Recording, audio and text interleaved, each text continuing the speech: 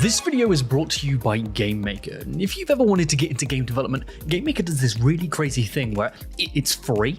Just start making and only pay when you want to release your game to the world commercially. It's fast, it's user-friendly, and there's easy-to-follow tutorials, plus a dedicated community to help answer even my questions. How make man jump? GameMaker is a 2D game engine that's helped bring some of yours and my favorite recent experiences to life, like UFO 50, Chicory, Anton Blast, and of course, Yahtzee's own Starstruck Vagabond. Ooh, we talking about GameMaker? I love that program, it's so easy to use. As well as Starstruck Vagabond, I also used it to make all 12 projects in my 12 games in 12 months Dev Diary challenge. And I couldn't believe how much sex I got out of that.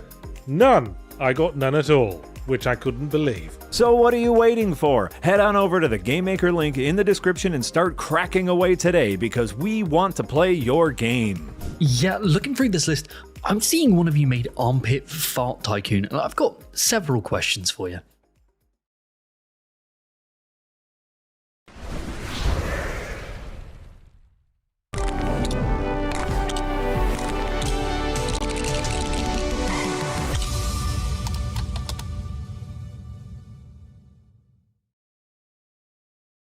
Hello, and welcome to DevHeads, the podcast focused on the ins, outs, and goings on of game development with host experience ranging from indie double to triple A. I'm Jay, as always, joined by my wonderful co-host, Tina. Hi, I'm the triple A. Mikee. It sounds so Hi, weird I'm the double A. Let me get ahead of the controversy, Jay. I know my stool has changed. Okay, it's different. It's shorter. It's a different color. Can you describe it to the listeners? I don't want to. For those who are listening, there's typically been like a black IKEA tall chair, the kind that they put in the IKEAs that you sit at and eat. Now it's a shorter one. It's like, I don't know, below the knee height, and it's tan. I don't want anybody reading into this. I'm not anti-black stools. I'm not anti-tall stools. I'm not against anything like that. Shit. It's not like I have any sort of bias toward anything. Okay, Why do you feel the need to tell us you're not anti-black? I want to get ahead of things, Jay. I want to get ahead Black of History Month. Oh no, dude! Come on. When I started this gag, I didn't expect people to take it in a racial route. Candidly. You took it in a racial route. The gag was just I just said the color black because it was a black stool, and now it's a tan stool. Why'd you have to specify it's black? Because physical qualities of the stool are relevant to the gag, Jay, and that includes color. Dude, he's through the mantle. Hey. He's dug so deep, he's through the mantle, guys. This is how pro we are with segues. Speaking of racial discrimination or discrimination in the workplace, we have an episode for you. Yeah, there's lots of that coming up. We have an entire episode full of juicy lawsuits from across the years. Wait, I'm sorry. Some current, some done. Oh yeah, well what? I'm sorry, I just gotta acknowledge in the chat, Stool Sample Monthly. There's been some bangers in the chat already. Sovereign with the Game Maker and its evil twin, Job Unmaker. Damn. Sovereign says it's not black, it's stool American. Okay, I honestly did not. What have you started? Racial. Again, the gag required I describe the stool physically, right? So of course I'm going to talk about the colors. Okay, we could talk about these. It's the second thing. Like before we started, Eric and I were discussing in the chat. I don't want that stool in here. I changed the stool on purpose. I'm sorry, Jay. I'm sorry, Jay. Yeah, it's good. While we wait for this poll, because I want this poll to be done before we can move on legally. Me and Eric were discussing your AC unit behind you and how it looks. It reminded me of HAL from 2001: A Space Odyssey, and I love the idea of it getting closer and closer to you every episode because it's trying to kill you. But it's okay because instead of that threatening red light, there's a non-threatening blue light. Please don't read into that racially either. I'm not saying certain colors are better than others. What? All right, so we've got 72% yes who have voted for equality, and 28% have voted for racism. So that's weird. Wait, sorry, where the result? There it is. Oh, I see. Okay. Oh, guys, come on! I don't want that stool back in here. It was in the way. It's okay. Did you have to go to the store specifically and get a new one? No, I had two stools in the home, and I thought, you know what? This stool is more aligned with the interests of my office. Right. And the interests of your office. Yeah. The interests of my office. Does that sound vague enough? It was a diversity hire. I love it. Oh shit. So, go ahead. Okay, so as Tina beautifully segued, we are doing lawsuits, which I might be getting into with the stools soon enough. But before we jump into the segues, we want to touch base on a couple of the things we spoke about in the last few episodes, because there's been a few advancements. One of the first things that we've spoken about, I think, nearly every episode since the beginning of the year is something to do with Highguard. So Wildlight have laid off, as they say, most of the team 3 weeks after the initial release, which is kind of nuts. Especially if you guys know anyone there. I know, Tina, you're familiar with a lot of the people who are there. Yeah. This was really surprising for, well, maybe not to some, for a live service game 3 weeks after release. Like, do you have any kind of meaningful data to determine whether the game's gonna survive? Are you just gonna pull the plug immediately? I think it seems very, very hasty. Well, what's interesting is that they didn't completely pull the plug. They still have not a bunch. They have, I think they maintain most of the directors, so they're all still making content for Highguard. So the game's not the dead. directors are making content for Highguard. Yes. Well, we have to assume the outsourcers and co-dev studios, who I assume are involved, are still involved, right? I mean, if I had to guess, if they say we're still making content, I have to imagine there's a bunch of co-dev studios around the world that are helping them that aren't too expensive. You don't think so? I don't know. I don't know. I don't think they have like a credits. The only thing that we have publicly to look at is their website staff page, and I don't know if they've updated it since the layoffs, which is really sad, because you don't want, like, okay, I know people listening can't really relate to these people in a personal way because they don't know them, and it's not fair for me to, like, I mean, from my perspective, it really effing sucks. It sucks for anybody, like, even as an outsider, but it feels worse because I personally know a lot of these people. And so to see my friends scrambling to find something new, especially the ones that are here, like, on visas, like, it really breaks my heart. And I hope that they all find something quickly. But, like, this industry is really brutal right now. Like, didn't Sony get rid of all of Bluepoint yesterday? Bluepoint's completely been shut down. It's like, chasing live service. They were doing a live service God of War. I think they were working on it for 5 years, and then they pulled the plug on it and fired all of them. What the fuck? It's insane. It's really sad. It sucks. I hope all of my friends, I mean, anyone laid off actually finds something.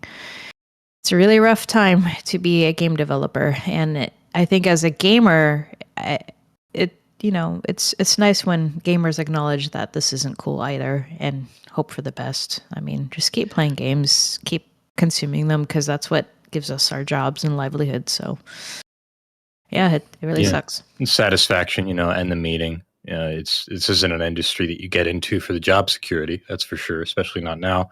It's not an industry you get into for the money.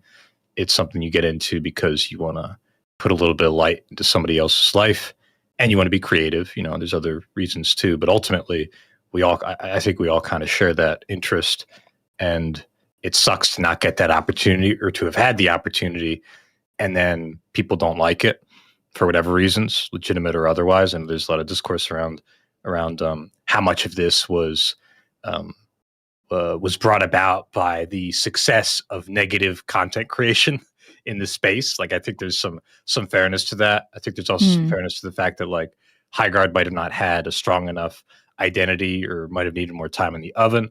But regardless of that, like, it's like you're saying, Tina, like, it really sucks to put all your heart and soul into something, and then people don't like it, and you're out of a job, right? And that shit is taxing, and it is brutal. I don't know many Wildlight people. I know people who know them.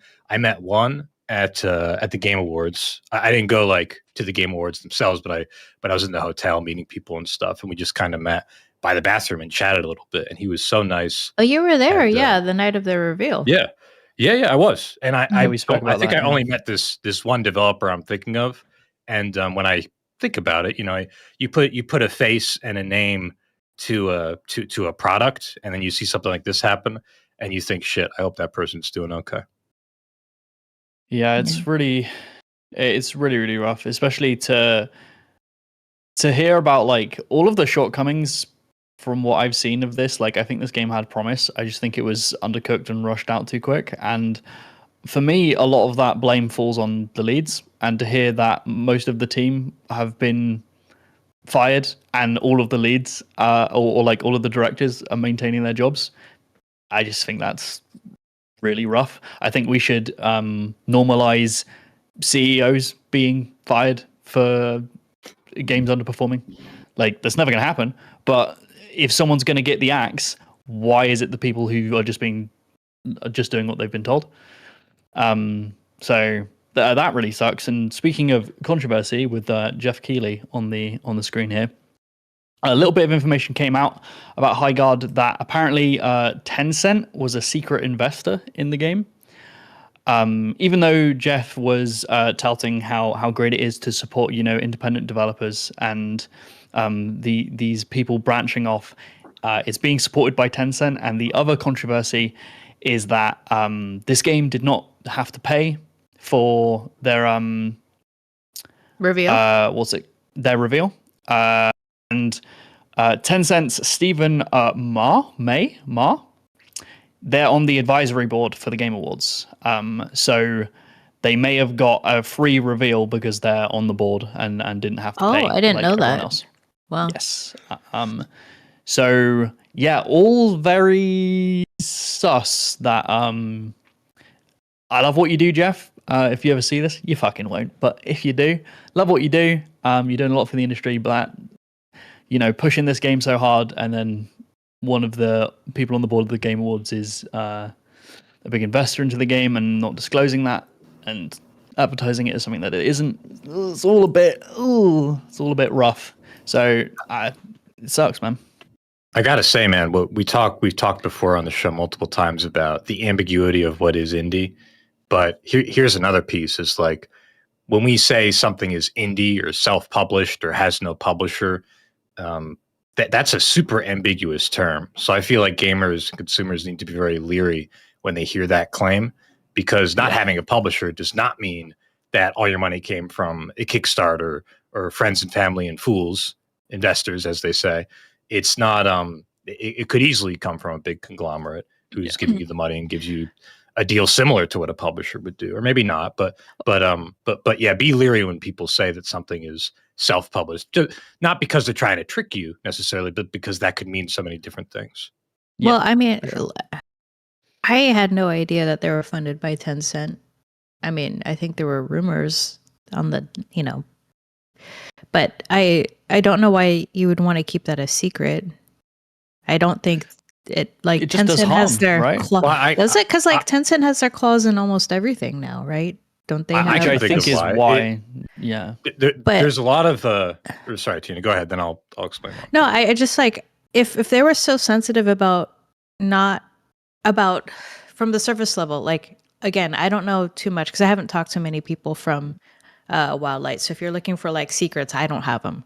But just from what I've seen, I don't understand why they would be so sensitive about making sure this Tencent news didn't leak, right? For some sort of reason. I don't know if it's to save face or whatever.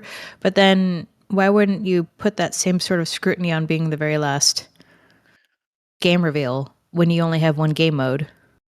I don't know, right?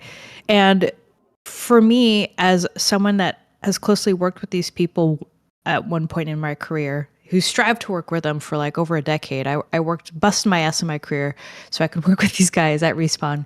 We made Apex Legends, and I'm very proud of it to this day.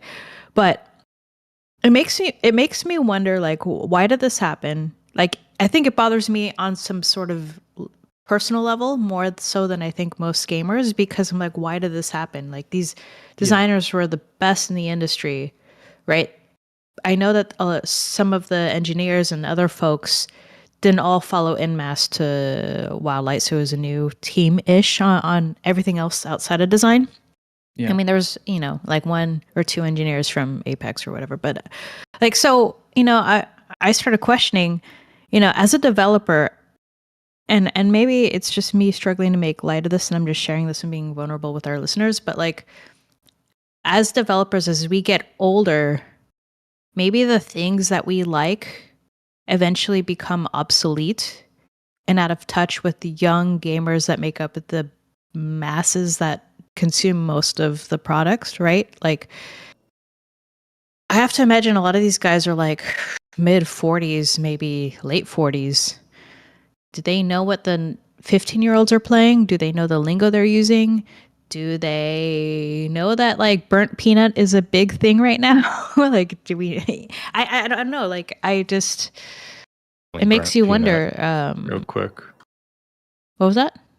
I'm Googling burnt peanut real quick. Oh, he's pretty funny, by the way. He's burnt. Okay, no, I know. Okay, yeah. No, I know that. I thought that was a new meme you're talking about. But no, I think that's interesting, right? Like, almost, if you're gonna keep making entertainment for the masses, you really have to be humble about, and I don't even know if this is the case with Wildlight. I'm just speaking from a vulnerable perspective of trying to like make sense of all of this, but kind of like take yourself out of the equation and what you personally like ego-wise, and really focus on what your audience is going to love. And I feel like that might be hard. It might be hard for a lot of, as folks get older, like that, you really need to flex that muscle of like humbleness or like, curiosity. And it's hubris. Yes. It's hubris. And I get it. If you've released nothing but bangers that have done unbelievable numbers and people are critically acclaimed, which a lot of these developers have only worked on bangers, to then release an undercooked kind of mid gameplay wise, like free to play thing with like completely botched marketing, given like they were put on the pedestal, they were given like a gift from the heavens, being able to have the final showing at the Game Awards for free is nuts. But then to not release any like supplementary material afterwards, dumping all of your videos onto YouTube all at once. I think it was like 50 plus videos all at once. Just like their marketing team messed up, their release team messed up, and just to think, well, but we worked on Apex Legends, we worked on Titanfall 2. People are just gonna eat this shit up. Call of Duty. Call of Duty, like that. It's just hubris. There are so many things that could have given this a much better chance to survive with like some different marketing strategies, with releasing a beta and getting feedback on, hey guys, there's only one mode and no progression. Every other game in this genre has a meta progression system. Mm-hmm. Why don't you have that? And these are like super basic questions, but the audience, I'm not sure what the testing was, or maybe they did do this testing, they got that feedback and just ignored it because they're like, well, people are just going to eat it up because of what we worked on before. Unfortunately, that never works. Like saying, this is what I did before, like I'm going to ride on the coattails of that success. Like, gamers don't care. They don't give You're right, especially not now when the market's so saturated. I think there's another element here that we should acknowledge in the same breath, though, Jay, which is like, there could certainly have been some hubris, and maybe there was. I think another part is like to what you said, Tina. Even if you're not like an arrogant person, as a Gen X game developer now, to use like a more literal term, I guess, you like a certain thing, and you kind of assume people like it not because you're a cocky asshole, but because that's what you like. And you just kind of think like, well, you're not the standard anymore, right? Eventually, exactly, and you're aged out. You're fucking aging out, yeah. And that's a problem. And that's like, I guess I just want to call it out that like, I don't think it's all vice, right? Which would be the hubris component. It must be at least partially, but the other part is just like the kinds of games that you liked, people don't really like them that much anymore. And there's like, that's not even necessarily a bad thing, right? No, I'm saying that is. And again, this is all an assumption on my part based on what I know. I was not there for this development. I do not know any details outside of what the general public knows about this development. It's hard to understand like what, what transpired here, and that's the most logical thing that I can personally think of.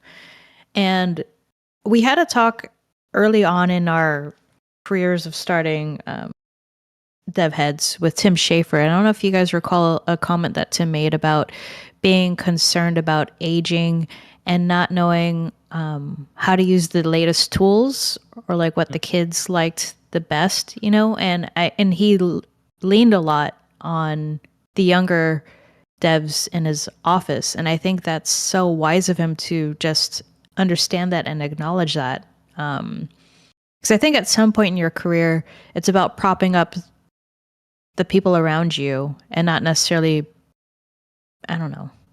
I think at all parts in your career. Yeah. The thing with Tim what you're saying is he's incredibly humble.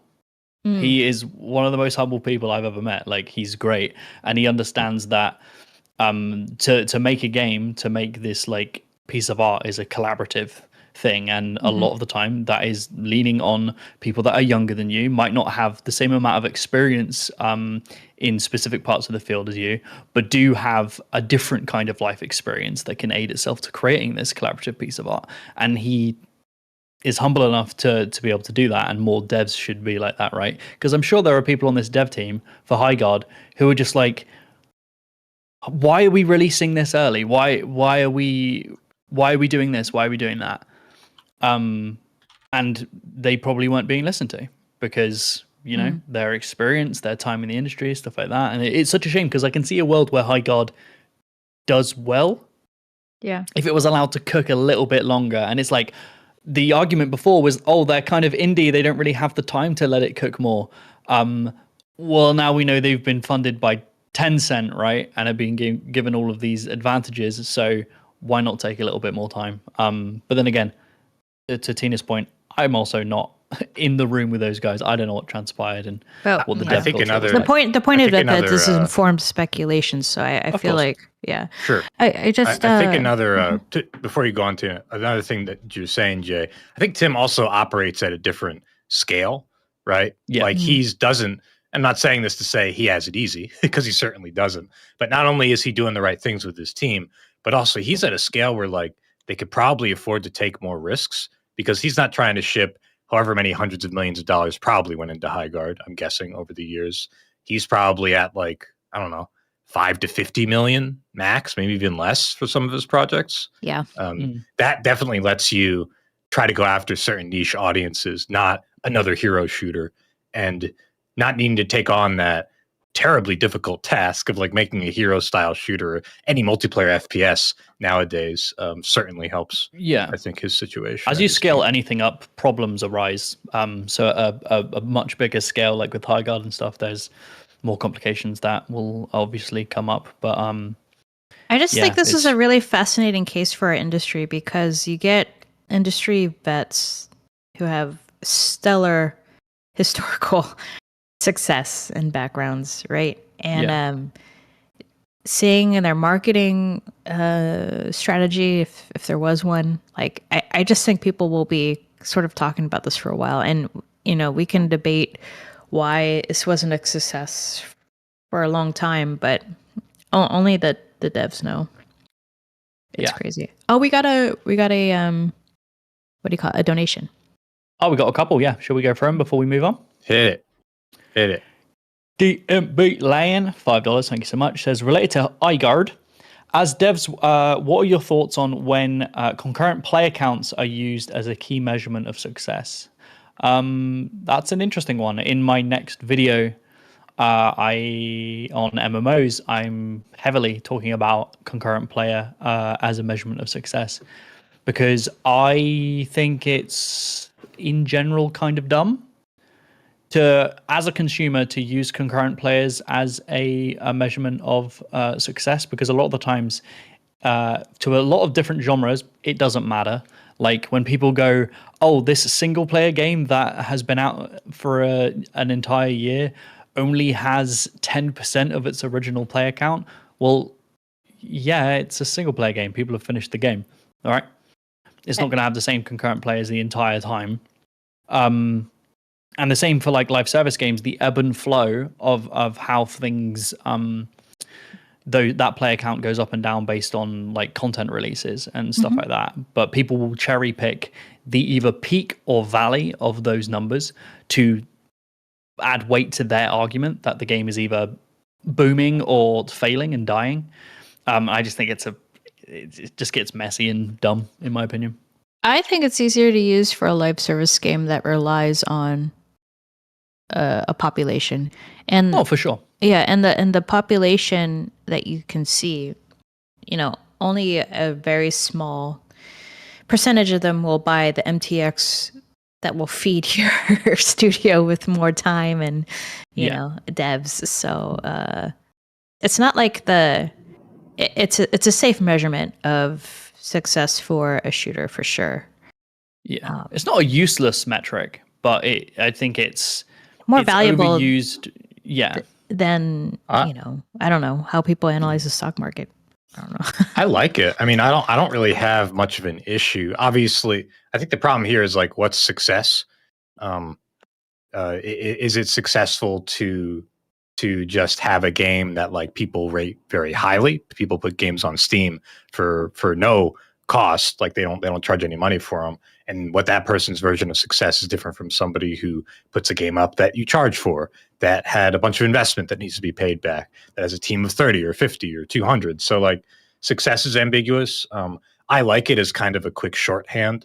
I think concurrence, even for single player games, I'm looking up Kingdom Come right now, which came out about a year ago, and they still have an awesome concurrent. 24-hour peak was 23,000. So that's a good indicator of success, and that game was successful. So I think that the single player and multiplayer rules might have more crossover than we think. And I also feel like it's kind of like you guys know how like in medicine we have body mass index, you have BMI, right? That's not like super reliable because it doesn't account for people that are like big weightlifters or really short or really tall, as well as other things. But it's a good like quick little metric. It's like a litmus test. It's like a little test to see like, is this game doing okay? Ooh, no, the concurrents are pretty low. So I actually don't have too much of an for a issue single with it. player game. It's not like a 1-to-1 for success, because there's probably people out there that have purchased the game but just haven't played it or not playing it for a while. That doesn't matter. Like the devs got their money, right? For a shooter that's free to play with live service, you can only get as much as you have available for a particular player to purchase, right? So like if, I don't know, what's his name? Who's the Amazon dude? Jeff Bezos, right? Was a Highguard player, and he was like, I fucking love this shit. There's only so much he can buy in Highguard, unless he buys the studio outright. So if he was like one dude, he couldn't even just like fund the entire project, because there would have to be enough MTX for him to buy, to make that sort of. So you're basically relying on the player base, or how many players are online. Yeah, so having more is obviously a good thing. 100%. Yeah, to buy. They're whatever great you can. ways. I see what you're saying. Yeah. Yeah. Speaking of which, remember when Jeff Bezos uncanceled The Expanse? Speaking of his influence on the creative, he just liked the show. He's like, I've decided something, and then it happened. Yeah, I mean that's good. Put Highguard in front of Jeff Bezos. Let's see what happens. Wild time, I guess, to live. Yeah. But then again, we've always had rich people using their money to do things they like. Must be nice. Mikhail Hudson Zerfaron gives $5 Canadian and says, I think there needs to be an acknowledgement of the incumbents. You don't dethrone the NFL with a new ball type sport because you have free sports teams. When you say acknowledgement of the incumbents, I guess what does that mean, Mikhail? Do you mean, is that in the context of hero shooters and Highguard? Or I'm kind of curious what that means. Like, that to me says, Highguard didn't had too fierce competition. It was getting into an environment where it's too competitive. I don't know. How are you guys reading that comment? That's how I'm reading it. I mean, isn't Marathon coming out soon? Which would have been a competitor. Yes, early March. So it makes sense that they would want to try to come out before that game. Yeah. I think because new IPs can come out and sweep and do really well, and even see success being based off of previous devs' work.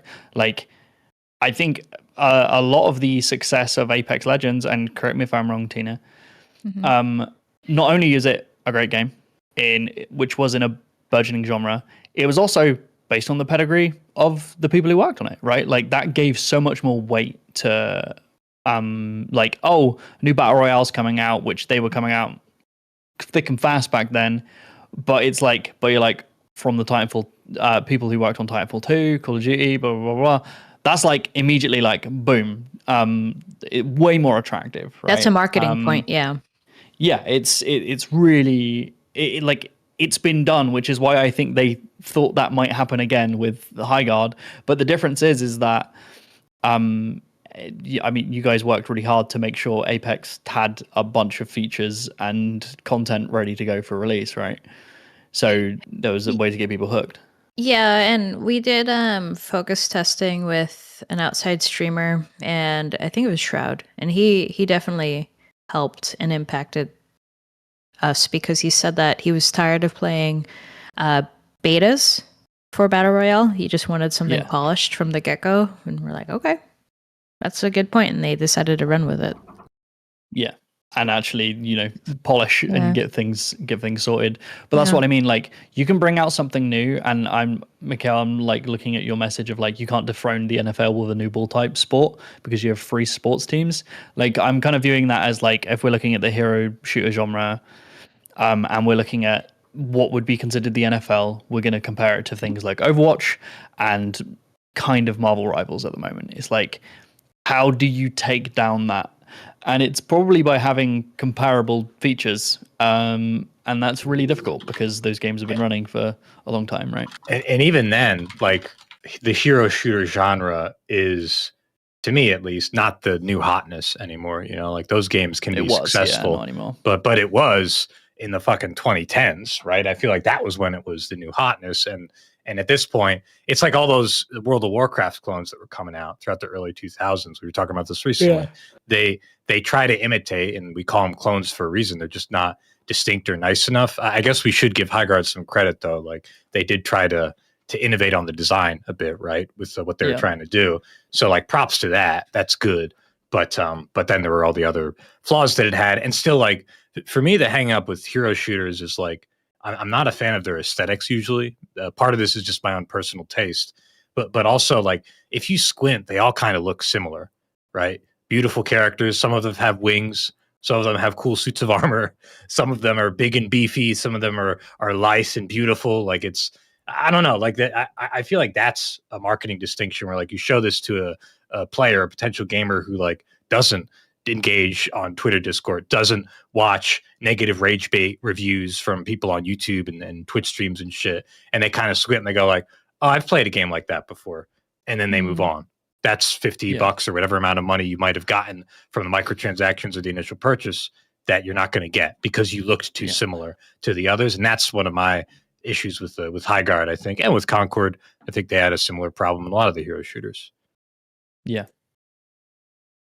But yeah, we can move on. Yeah, let's go. Yeah, one more dono before we move on, because we are over 30 minutes in and we're still on our first topic, and we have many.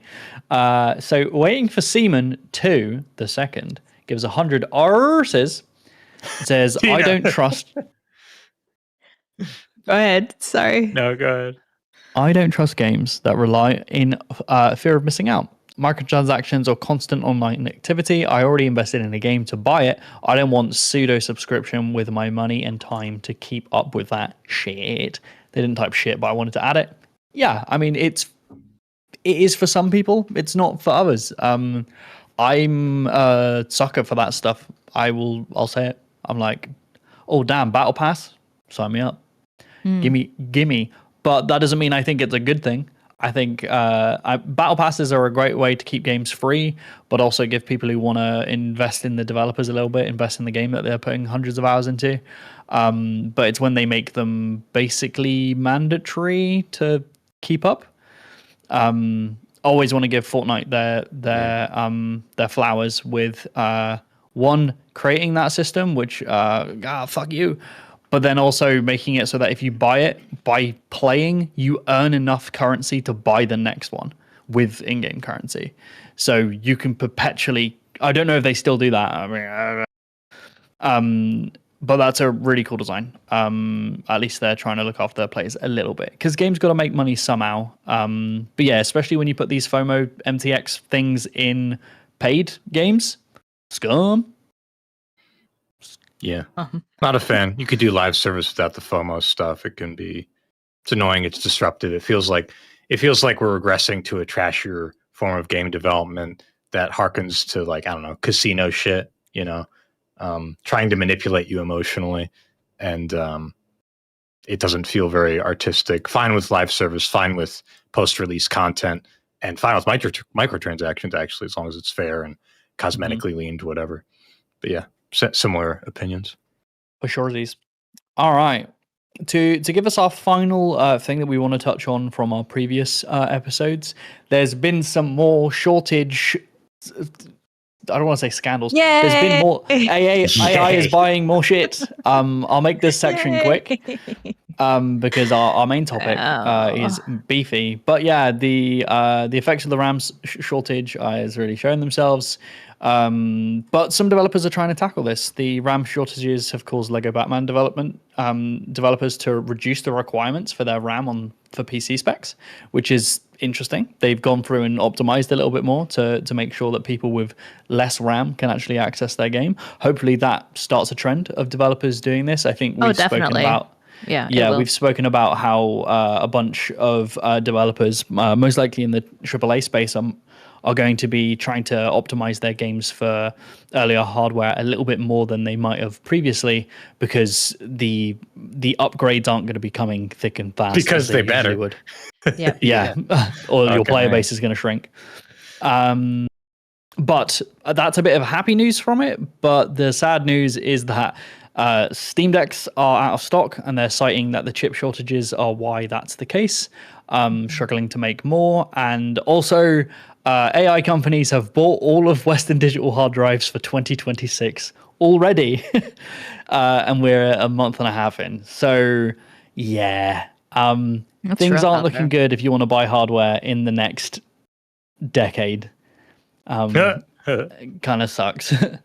But hey, go buy your stuff now. Invest in a console or pre-order that Gabe Cube. If you can, yeah, because I think prices are going to keep going up. I think what you currently have is going to be standard for like the next 5 years at least. I have such a fear of like my computer blowing up and being like, oh, it used to be that when I first built my first PC ever, the power supply blew up because it was like super cheap and I should have paid more to get a better power supply. And I was like, oh no, it blew up. Okay, I'll buy a new one. But I cheaped out again and bought another cheap, low power one. And it blew up in the same day. I learned my lesson. Got a really powerful one invested. And ever since then, I've watched my computer blow up multiple times. I've always been like, well, if something goes wrong with it, I've been building PCs for like over 15 years. I know what to do. I can just get the pieces, replace them, blah, blah, blah, build a new one. Doesn't matter. In the last year, I like turn my computer on and I'm like, please God, do not pop. If the power goes out, I'm like, has it fried my motherboard? Because I'm like, there's thousands of dollars gone, like to replace a couple pieces, and it's just terrifying. But hey, welcome to hell, I guess. I think you can still get gamer hell. Yeah, instead of buying parts separately, it's still a good deal to buy like a pre-built machine, sell the parts you don't need, and you probably make a profit. Yeah, it depends. I think the longer this stuff goes on, those pre-builts are going to start jacking their prices up. They haven't yet, so take advantage of it while you can. Just buy a couple PCs and just put them in your bedroom. Just like sit on them like a nest egg. Is it going to be like Mad Max for people that play on PC? Yeah. You go out, you got your motherboard strapped to your chest, the CPU in the middle, it's like the heart, just to show off, and then you like go in the Thunderdome, you fight for RAM. I think it'll be like 40K. We'll have all this old tech someone that use AI we to don't really make understand. to make a video of this. Don't do that. Don't do that. Technomancers, like I can speak Technomancers, speak to the CPUs. We're I don't going know to if that's what invent they're religions called, around ancient technology before we could be able to afford it and remembered what it did. It's one of my favorite 40K things of like, if you really think about it, a CPU is just a rock that we've tricked into thinking. And like, if you frame it like that, and they're like, I know how to speak to the lightning rocks, and I know how to like make them do things. Technology is wild and sounds very magical, and I think that's really, really cool. But speaking of magic rocks, Let's see the segue. Go. Ashes of Creation. We're moving on into what I like to call lawsuit world, which is a name that took me a long time to come up with. We have many lawsuits to discuss today because there has been quite a few in the news recently, and it got us thinking about all of the different lawsuits that have happened over the industry over the years, some current, some from the past, which is before now, and how that's impacted gaming as a whole, and whether it affects gamers today. And we'll get to that. But the first thing is Ashes. We were speaking about Ashes in the last few episodes because it's been a whole palaver, all of that situation. But it all started with Ashes of Creation investors accuse Intrepid's Stephen Sharif of fraud and financial malfeasance. I mean, he's a guy at the top, right? The name you just mentioned. Yes, he. I believe Stephen Sharif is the person who released the statement saying the board of directors are scum and they've destroyed the company and I can't do what I want. Blah blah blah. Then this is when the investors came out and went, actually, no, you're being a prick. And when I say all of this is allegedly. There's lots of lawsuits being thrown around, and I don't want none coming our way. So we're just discussing what we're seeing in the news. I'm not saying anyone is scum. I'm not saying anyone is a crim, which means criminal. Oh, okay. Thanks. It's like, what? Yeah. But in response, yeah. If you're a crim, it means you're a criminal. Yeah, for sure. Oh, really? Okay. Yeah, I didn't think I'd actually have to explain that. That was a joke. But Ashes of Creation, Stephen over there files a lawsuit back at them at Intrepid's rogue board of directors, which is fascinating that all of this can go down. And it's Stephen Sharif who's filing the lawsuit to say, You naughty boys and girls, you did all this. Because there have been a lot of allegations thrown Stephen's way about this being a scam. They said that Stephen was spending funds from the game on their own like housing and then wasn't returning some of the money that they'd taken and stuff like that. So there's lots of allegations. I have friends that are in like the tech industry outside of gaming, and apparently this happens more often than not, where some founder will spend some of their funding on their lifestyle, and that's not fucking cool. Yeah, I'm thinking of yeah. I won't go into detail, of course, but yeah, there's stories about that exist even in the Indian AA space, maybe even especially. It's crazy. Yeah, once the money comes into an account, I mean, a person can rationalize, a leader can rationalize, well, this money is for the company, but I work for the company, and so of course, like, and I need a new house, me. And I need this first class or private jet to get me to the next meeting salary, or whatever. And then there's accounting ways, right? Like, well, I'm just going to put this money into my personal account. It's for the company, but also, and the IRS isn't exactly like monitoring game devs specifically, especially at certain scales. So this shit does happen. Again, I'm not alleging anything even, but it wouldn't surprise me. So basically, This is what the lawsuit's insinuating is, he bought a house with company funds and didn't pay it back. Yeah. Some of the responses, I believe this quote is from the lawsuit directed at the investors. And it says, through repeated threats to withhold funding for payroll, to shut Intrepid down, to financially ruin plaintiff, Stephen, and even to physically harm plaintiff, Dawson, redacted in original, forced a corporate restructuring in May 2024. Then that consolidated his voting power, elected himself to the board, and cherry-picked additional board members who would do his bidding. So this Dawson must be a member of the board who has manipulated their way to the top to ruin the entire company and ruin Steven. See, this is the thing, is like usually with lawsuits, I tend to sway towards like, I think this person might be in the right, or this person might be in the wrong. These just seem like they're both claiming that both parties are like the worst people ever and are criminals. And that's really hard to deduce. That's why it's going to court. Why was this lawsuit picked for this topic, and like, how do you think it'll impact gaming or gamers? I picked it because it's a recent advancement in the Ashes of Creation disaster. The originally fan-funded MMO that has crumbled and died a very, very quick death. And a lot of the speculation on what happened with it and whether some of it may have been a bit of a scam, I think is very interesting. And now that it's escalating to everyone's pointing fingers and suing each other, it's just very messy. How do I think this would impact gamers? Jump in there, Jay, if you want to. Go for it. I think an immediate issue from this is like, we talked about this in the MMO stream. I'm one of those. I'm not like a fucking toxic, goofy.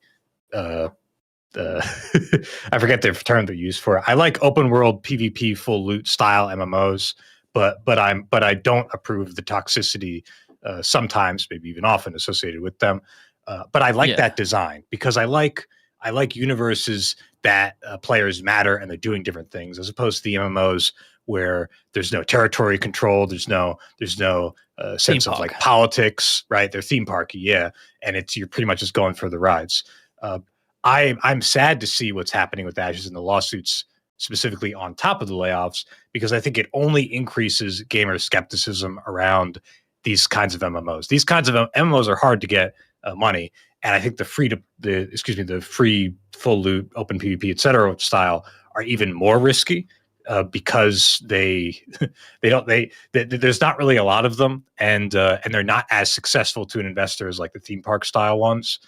And I feel like an unfortunate effect of this is going to be more skepticism from gamers and investors at getting involved in any sort of MMO of that style. And that sucks because I like that. I want a game like that. And I want it not just in the fantasy genre, but in others. And like, we're probably going to see that less. I mean, can you imagine somebody starting a Kickstarter for a game like that and going like, well, look what fucking happened to Ashes? They'd be right to be skeptical. So that's the effect that I'm thinking of on gamers. Yeah. But Jay, what do you think? That I also think hopefully this kind of situation might inform gamers to be a little bit more wary of where their money's going when you fund something. I believe in the description for their Kickstarter at the bottom was like, if we don't make this, we're going to refund everyone. Are you now? Wow. Can we confirm that? That'd be. I'm gonna look it up. Yeah, I saw this. I saw this in a Bellula video. Great content creator. Does a lot of MMO and World of Warcraft stuff. And I believe I saw that in a video on this whole situation. You're right. I'm looking it up. And here's the final thing. Eric, I'll show you a picture if you want to put it up on stream. These are our promises to you.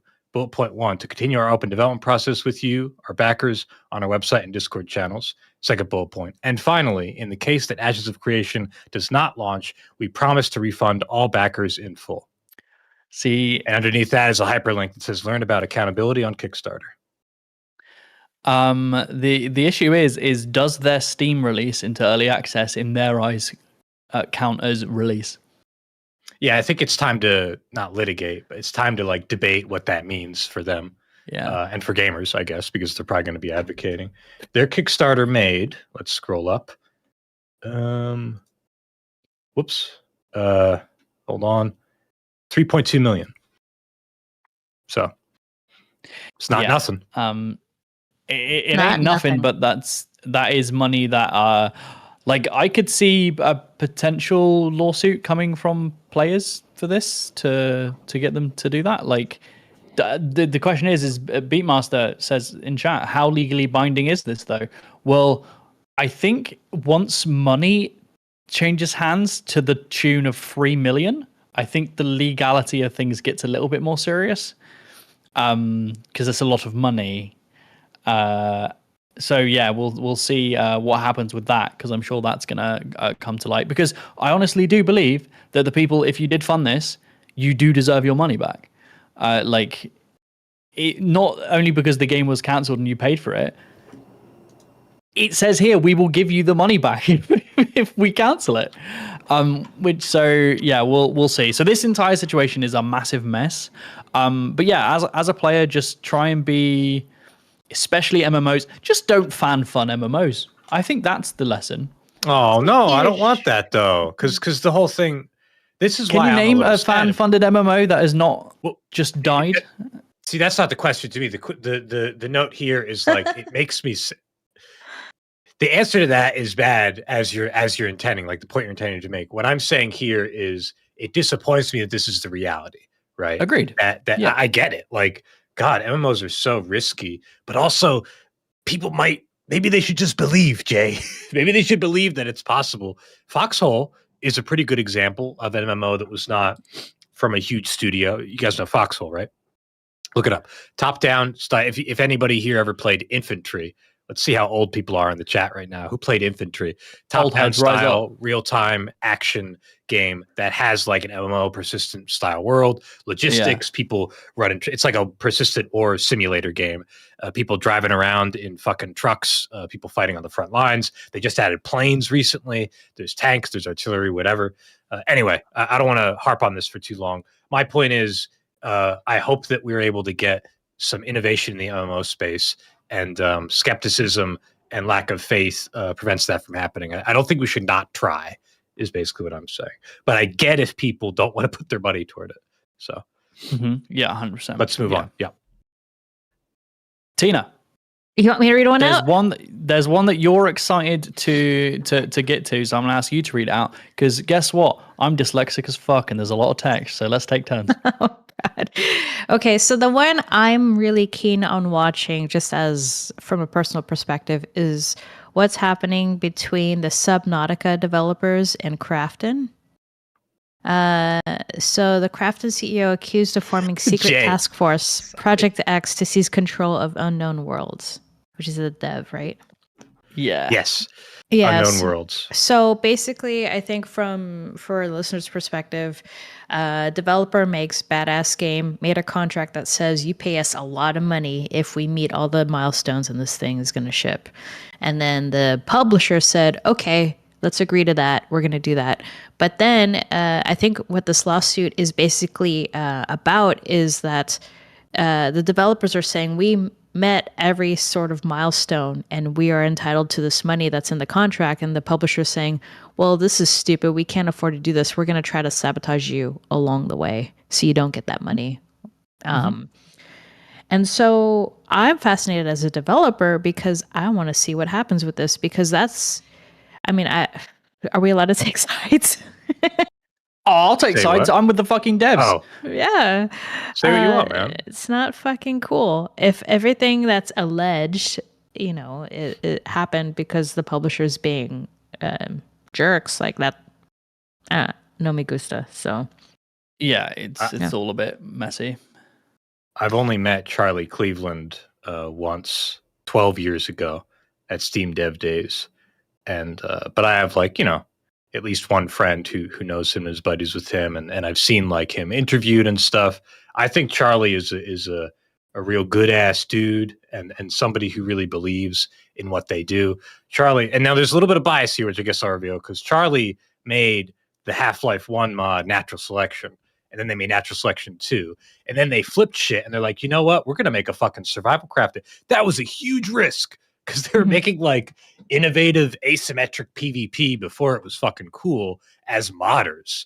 And like, yeah, sure, I'm a fanboy for Half-Life shit and all that stuff. But I think that a big we can all appreciate risk takers, and that's what Charlie was. And I think that as far as like taking sides go, I haven't looked too much into it with Krafton, but from what I am seeing, it would make sense to me. I don't take Charlie to be a greedy man. I don't take Charlie to be somebody who is just trying to trick people into thinking that he deserves more money than he does. And it wouldn't surprise me if a publisher was trying to fuck over a dev studio. Oh no, yeah, I can definitely see that stuff happening. I do think like the regardless of what the truths are of this situation, I'm always going to side with the devs. Like, I think even if they, like, let's say, and I do not think this is the case, that the devs are the ones who are in the wrong and they weren't meeting the goals. I think it's already just an absolutely terrible idea for the publishers to be like, oh, yeah, well, if you meet all your goals, we'll pay 250 million in performance bonuses. That's like crazy. Like if we look up the because I know we got console sales and stuff like that, but if we go look at Subnautica on Video Game Insights, in premium revenue, they've sold 6.9 million units, and premium revenue is sitting at 124.9 million. So that's not including like Below Zero and a lot of the console releases and stuff like that. But the bonuses are bigger than all of the money that game's made on Steam. So what the fuck was happening? Like, what is the publisher doing? Like, that's crazy. We'll say, oh, we'll pay out like bonuses that are bigger than the combined sales of the original title. Potentially, I don't know the console sales, but like that's nuts. So it's just a bad deal. This could also like forget about fault for a second, I guess. But Mikhail made an interesting comment in the chat, saying this case is quite gray. Publisher made a dumb deal, and leads are messing around with money they didn't yet have in hand. I'm curious to hear more about that. In what way were they messing around with money they didn't yet have on hand? I'd like to hear what you mean by that.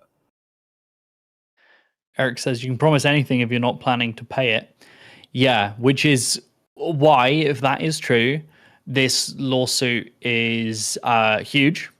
And like if it is the fault of the publishers for doing that, I hope they get eaten alive, because like by the law system, not IRL. By the law, advocating. You're not a fan of draconian. I'm not advocating for people being eaten. It's funny you said that, because this is a game about being underwater and huge monsters. Because this will just set a horrible precedent of publishers promising developers a large amount of money for completing their work, waiting for them to be 99% done with it, and then pulling the rug and firing everyone. And if this becomes the norm, getting a publisher, like a big publisher, to help fund your game, regardless of your team size, is an amazing thing. And I think like cutting people's confidence in like working with publishers, because we've had absolutely like wonderful publishers on the show to talk to us who are doing Hooded Horse, right? They're doing amazing things for their genre. And to put this fear into developers' hearts of like, I don't want to go with a publisher at all, because they might pull the rug and take my IP, take my game, like not pay me what they said they would. Like that's such a horrible thing. And I think for the game industry to flourish, we need smaller publishers and like smaller double A and indie games to be working together, like in this symbiotic relationship, to help raise that aspect of the industry. And stuff like this is just like incredibly disheartening, whichever way it goes. I'm reading Mikhail's comment here. Oh, go ahead. Read the comment. Well, to follow up on what we said, Mikhail continues, it ultimately is the publisher's idiocy from the COVID boom investment wave that led to this, but the devs just ain't clean.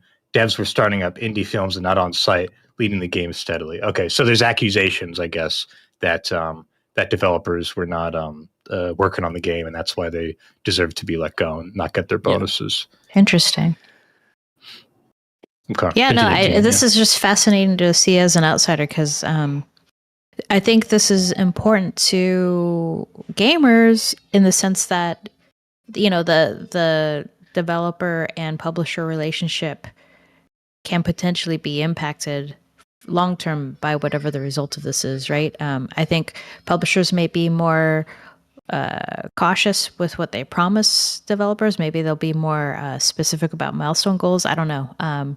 Developers may have a harder time getting good contracts with publishers. You know, there's always going to be a new push and pull, and I'm just curious what the fallout is from this. Yeah. Fingers crossed. Taking sides, I'm with the devs. It seems more likely that the devs are probably in the right here. Maybe I'm just showing bias, but it just seems like an incredibly stupid deal from the publishers, even if they are correct. So you don't make a promise like that unless you're intending to do some.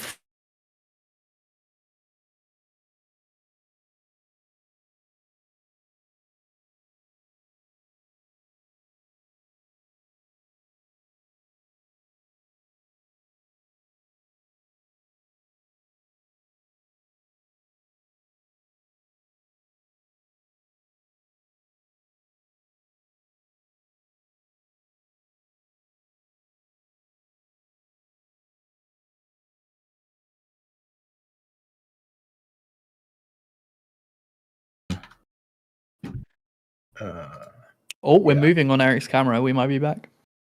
Hello. BBD boop. Can we be heard? Can we be seen?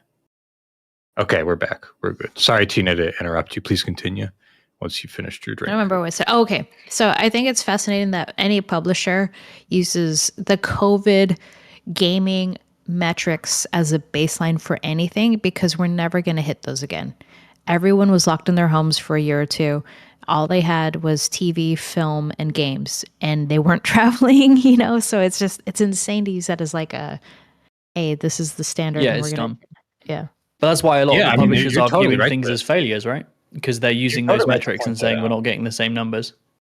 Well, we're not, like, it's been a while since COVID, but I think we are still feeling at least a little bit of its effects, that kind of overinvestment leading to a lot of these problems. So we can't discount that. Yeah, for sure. There's a lot of reasons why gaming is looking shitty now, but that's like that was a real catalyst, wasn't it? The fallout of COVID.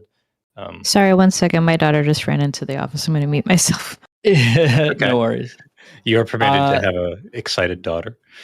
To segue off that, Tina picked one of the lawsuits I have on this list of ours. Mikey, do you want to pick one and we'll go for it? Pick one of the lawsuits on our list to discuss. Which one interests you the most? Which one of these that we haven't spoken about interests you the most? You know, the marathon one interests me not because, like, I think people can mostly agree that it's wrong to, like, take an artist's work, right? And then can you explain what the brief overview of what happened? Sorry, you're right. Absolutely, I'm getting a little ahead of myself. So there was another lawsuit here that basically there was an artist who was had a style that was like very similar. Yeah, anti-real. Who had a style very similar to what Bungie's style is in the new Marathon. It's like really distinct. And if you've seen Marathon, it might have gripped you. It gripped me. That artist, after I don't know how long it was, it might have been like a year since the Marathon reveal. It was a little bit of time. Went out and said, "Hey, this studio has stolen my art style, and I can prove it," and posted it on Twitter. It was like one for one in a lot of instances in the UI. It was, yeah. It wasn't even like we just got inspired. Even a watermark, like there were some instances where like there was like I think there were like fake watermarks on guns, for example, in the world, and it looked like almost the same. Not just on guns, but on like walls in the environment and stuff like that. So it was like it was pretty obvious. It felt like Eric's going to bring up some images so we can see those comparisons.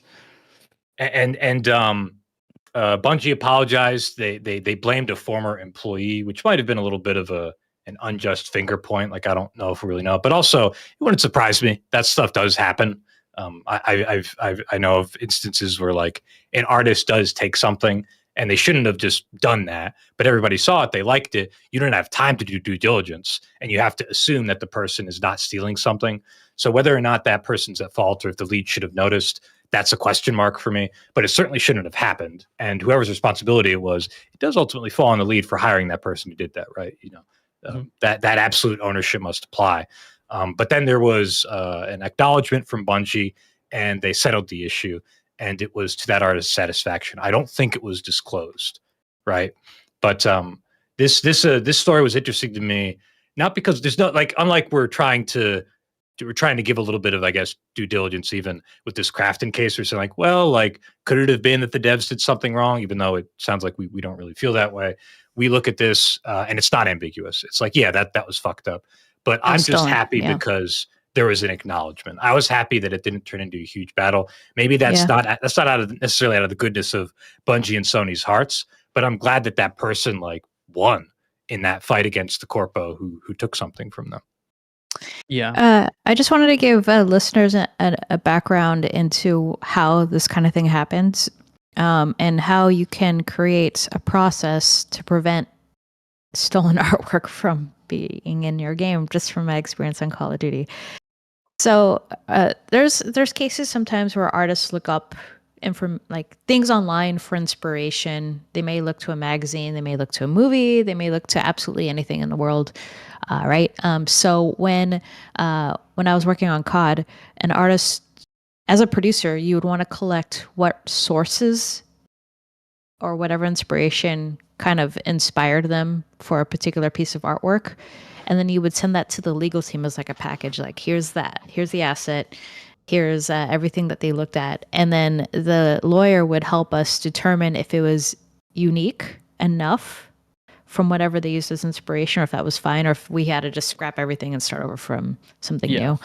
And then there was another moment in my career where, I'm not going to say where this happened, but an artist stole a zebra wallpaper texture from Amazon and used it as a material for a DLC skin on a gun, and it sold like hotcakes, and they got in fucking trouble. Yeah, no. So like, it does happen. Sometimes there's bad actors. Sometimes people just, like if someone's prototyping and they just grab something from the internet and just throw it in as like, hey, I needed like something just as temporary as an asset. Sometimes those slip through too.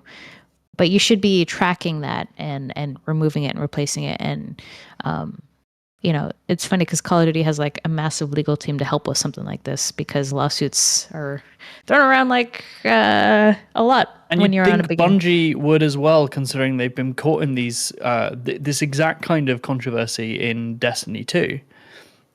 With some of their weapons and stuff like that. You'd think they'd have those kind of teams to fall back on. But like the thing that gets me with this, and I say this as someone who was excited for Marathon, it's not just that like things slip through the cracks. Like Mikhail Hudson comes in with $5 Canadian and says, I'm on the pulse of this particular case. Storyboard assets got mixed into final product. It was 7-year-old posters after the second, after the 2 times of layoff and shuffle.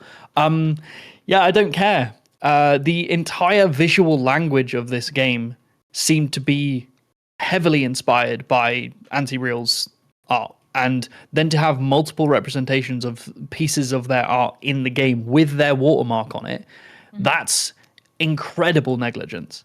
Like, I don't think Mikhail was being an apologist for them, by the way. No, for sure. But like, clear, but it does give a little bit more of the, oh no, this was a genuine mistake. It wasn't somebody rubbing their palms together trying to steal work. But you're right, Jay. That's still still a fuck up. Yeah, storyboard, it's really bad.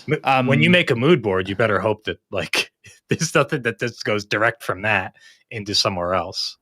No, yeah, and I do think a lot of the art we've seen, even the stuff they've made custom, seems to be viewed from the same like visual language. So the mood boards must have been heavily using Anti-Real stuff, must have been used very early on for the inspiration, and the artists have taken that and tried to create their own thing. But to then see, those individual representations of the art watermarked and everything, it's just disgusting. And I really do hope, and I'm sure Anti-Real was compensated for this a lot, like a lot of money probably got thrown their way. It's a pretty badass art style, and I think that's part of why it's I mean, it's that's what kind of drew me. And I would have conversations with people, and the conversation would be, the gameplay, I don't know. Oh, they're doing a hero style design for raid shooter, extract shooter, what the fuck? But the art style looks great. Like that was the that was the kind of caveat. I have a sour taste in my mouth every time I look at it now, because I'm like, I instantly just think, a bunch of this aesthetically is stolen. It's funny that it's rough. I just wanted to share that, like, doing a sci-fi game always has like 1 pixel with lines in the UI for whatever freaking reason, you know. We talked about this. And they're super jagged for no reason. Yeah, he's a conspiracist. Go on, Tina. It's funny because when we're working on Call of Duty Ghosts, we actually hired an artist. I forgot his name now. God damn it. Wait, Ghosts or Infinite Warfare? Because Call of Duty Ghosts. No, sorry, you're right. Infinite Warfare. Oh my God. Okay. What's wrong with me? Yes, sci-fi. Infinite Warfare. I don't know. I was confused. We hired a UI artist he had an aesthetic very similar to this for Marathon. But we just brought him in office and we're like, just create shit for us. So that way we weren't stealing his art because that's awesome. He was making the art for us. Well, you hired him. Exactly what Bungie the deal. Yeah. And he just had a lot of little lines, is what I'm hearing you say, right? Just put a lot of little lines going across things. There's a little line going through. Yeah. I was playing some Infinite Warfare recently, actually.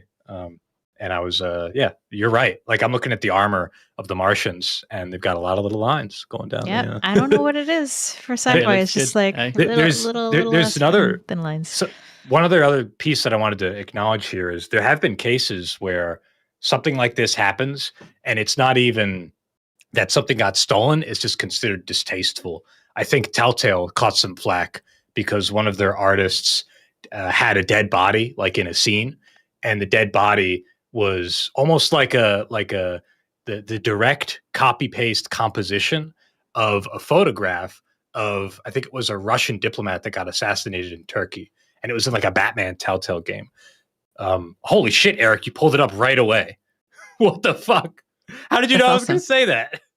Yeah, I mean, that's it. He's a wizard. That is a real photograph. And there's this other avenue to this where, like, it's not even necessarily that this was stolen from an artist. Sometimes this happens and it's just considered distasteful.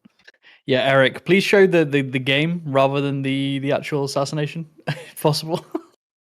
Thank you. We'll see how that goes. Yeah. I found the artist. His name is Ash Thorpe that we used on Infinite Warfare. He's legit. He's still around. What a great name. Ash Thorpe. Someone in the chat brings up one of Valve's textures in Half-Life 2 is a real burned body. Yeah, that was another one I was going to mention, but I talk about Half-Life too much. There was a movie. The War of the Worlds movie. The terrible Ice Cube one uses real footage of real world like natural disasters and comped in tripods, like the aliens, into that footage, and then used it. And then people were like, oh, this is real footage where like hundreds of people died, and you're comping in fantasy, like sci-fi tripods walking around. It just seems distasteful. Right. Yeah. And that's an interesting piece. I'm basically just mentioning this because I think it's another piece to it that's not so much legal, but it's an interesting aspect of the reaction that players have, where it's not just, hey, you stole something. It's also, but like, doesn't that feel like it doesn't do justice to, or is wrong for the people who were affected by this thing? And I mean, I get that too. In the original Doom, I think it was Adrian Carmack, the artist there, not John Carmack, Adrian Carmack, no relation. He worked in a hospital, and they found photos and took photos of people that were like in the hospital with really gory, awful injuries. One of them, I think, was a farmer who got impaled by like a wooden stake of a fence through the pelvis, and saw that and then went, oh, cool, and then used that as like the inspiration for some of the art in Doom. Yeah, because like I mean, now back then, like, there's going to be less of a backlash, right? Because we don't have the ability to. And don't quote me on this, but I'm pretty sure I mean, feel free to correct me, actually, if you want. That was in Masters of Doom, and I think it was Adrian Carmack or one of the other artists who took real-life gore and inspiration. When we were doing Dismemberment for Insurgency Sandstorm, it was very stressful for the artists working on it because they had to look at all these photos. But there was always this kind of, I don't know, there was definitely an attempt to not just like take a popular news story and just paste it in an effort to avoid being distasteful.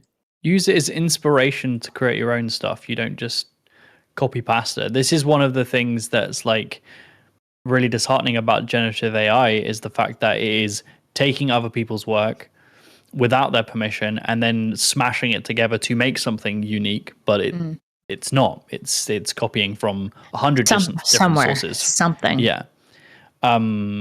Which it all sucks. But yeah, I mean, like, I wish the team on Marathon the best of luck with the release. Like, as much as I do think a lot of what's happened really sucks, I'm really glad that Anti-Real, or as Mikhail said, their name is Fern. I really hope they were happily... oh yes, 100%. I just saw the message. I hope they were compensated, and I hope that the Marathon team can come out on the other side of this positively.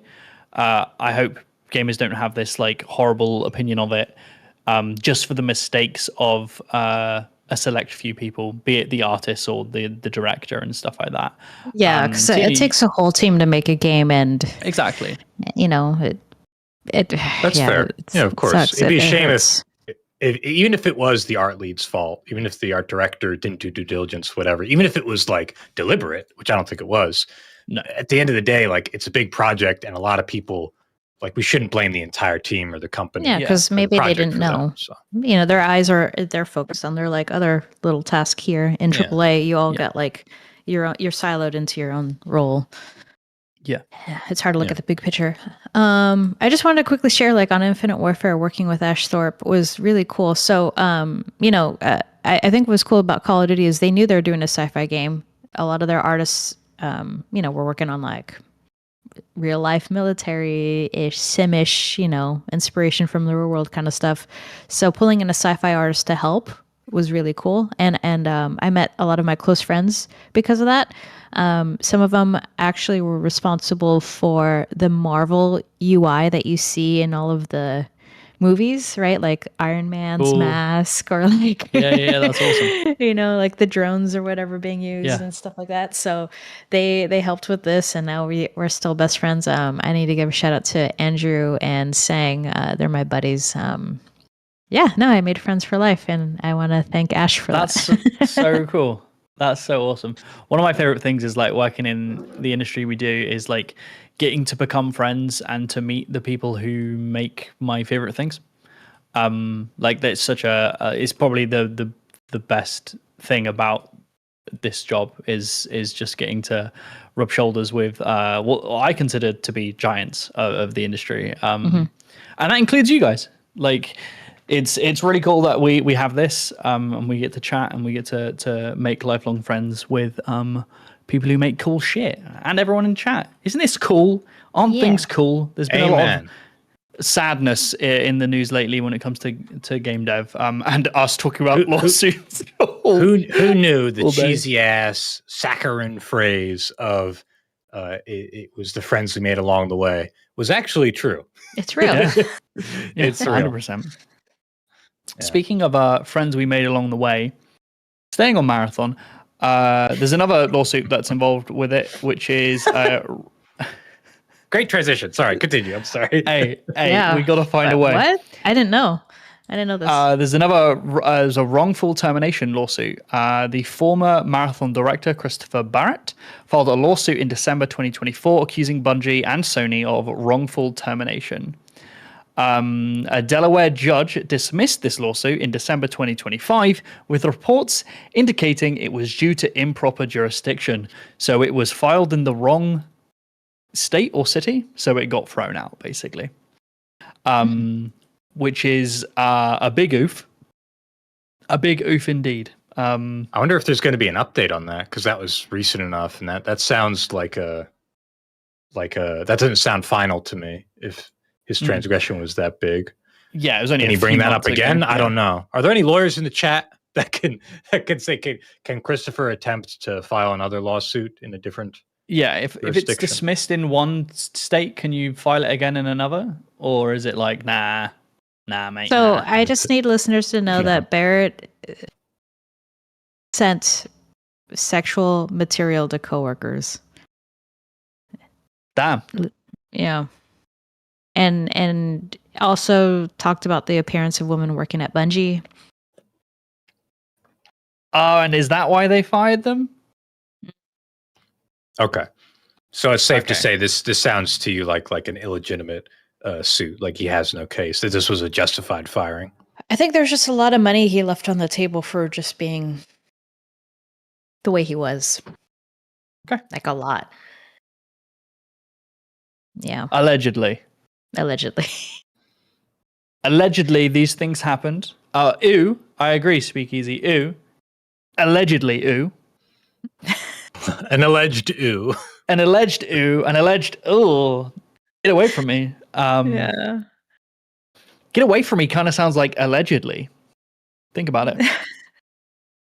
Think about it. Yeah. Weird. Get away from me. Allegedly. It works in my head. Do we? Right. Do we want to move to another Sure. story? Yeah, let's. Well, you guys have picked one. I'll guess I'll pick one.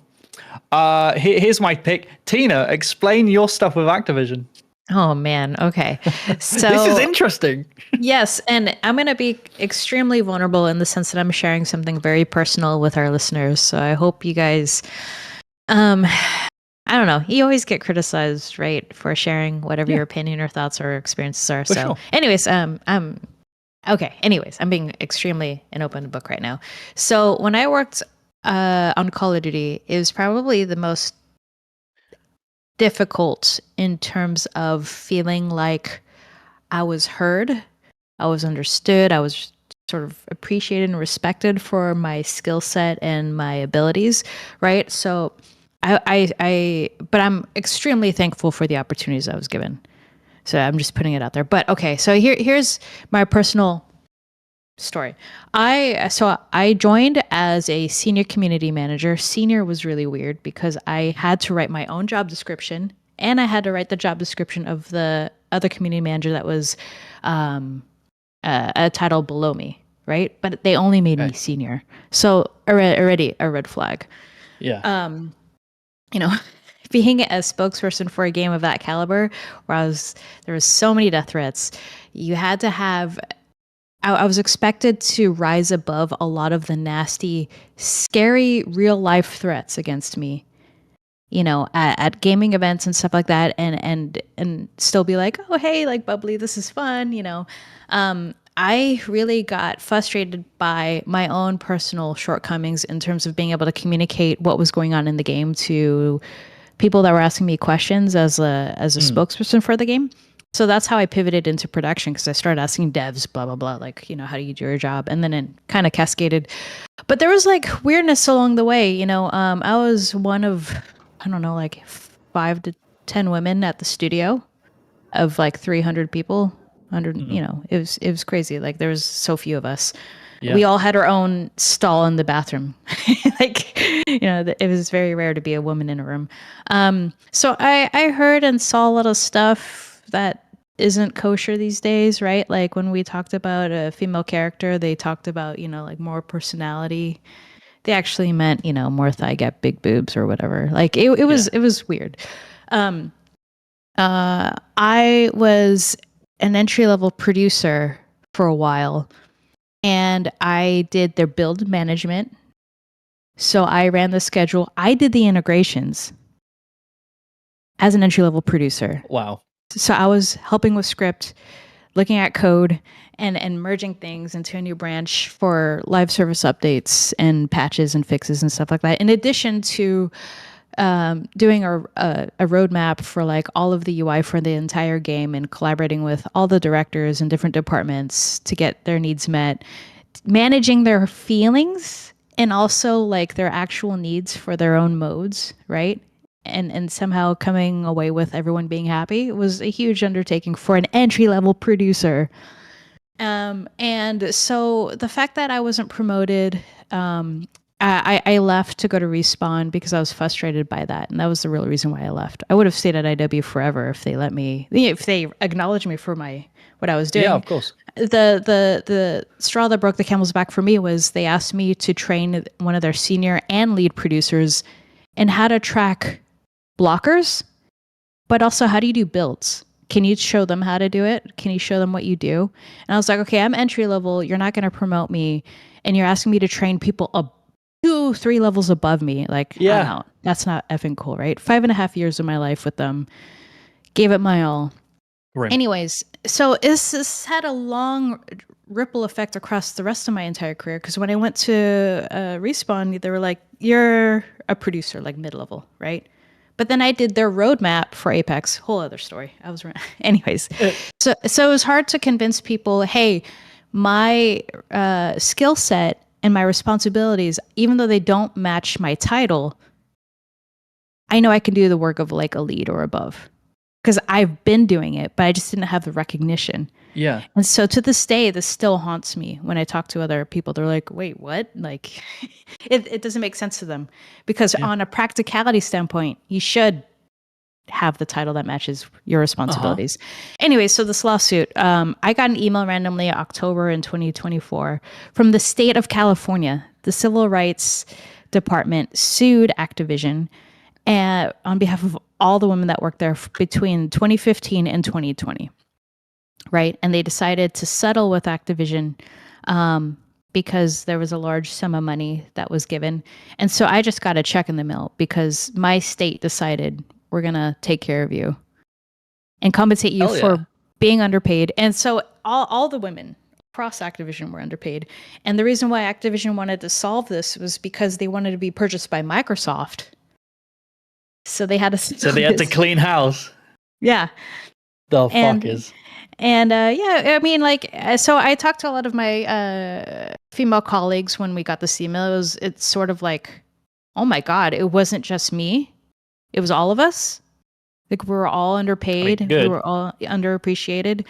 You know, and it's nice to be, I mean, kind of get recognition finally, but it took the state of California, and from what I understand, it's the second largest settlement ever that they've gotten, and it's only beaten by the Riot lawsuit that California brought to Riot Games for their discrimination. Hey, so women. California is actually like stepping up and like taking care of their female game dev employees, which is fucking awesome. When you got that email, did it say, "Hello, Miss Sanchez, this is Johnny California. We're going to be sending you a fatty check. Sorry for all of the horrible men. Have a good day." It's just, well, it was, you know, what's interesting is, you know, there was basically some legal like mumbo jumbo in there that said if you take the settlement check and cash it, then you're agreeing that you're not going to sue Activision Blizzard later on for your experience. Okay. Yeah. So. But yeah, it was sort of a shock. I didn't know this was going on because I was in my own bullshit. Yeah, you're in bubble, yeah. Yeah. But I think why this impacts gaming is because the developers are now being a lot more respectful and I think acknowledging their pitfalls with how they treated minorities and women. So good. I think it's getting better. Yeah. Accountability. Yeah. At a big scale, which is what we want to see. It's crazy that it takes an entire state's power to make it happen, right? Like, the state of California is going to sort this shit out, or like you said, the acquisition, this other huge conglomerate buying another one, cannibalizing it, is like what it takes for them to take care of their minorities and female employees. I think that's crazy, but at least it's being done, right? Like, it sucks that stuff happened, but at least they've gone back and taken care of you in retrospect. You know? What I feel bad for is any of the women that were outside of the state of California didn't get this, right? It was only because California pursued it as a lawsuit. Oh, like if you were remote or something, you wouldn't have got that. That sucks. Yeah. Damn. But yeah, that's the one I picked. Yeah, that sucks. fingers crossed. Like I know a lot of the things that we spoke about a little bit in our MMO episode. Blizzard itself is currently ran by a woman, which is awesome.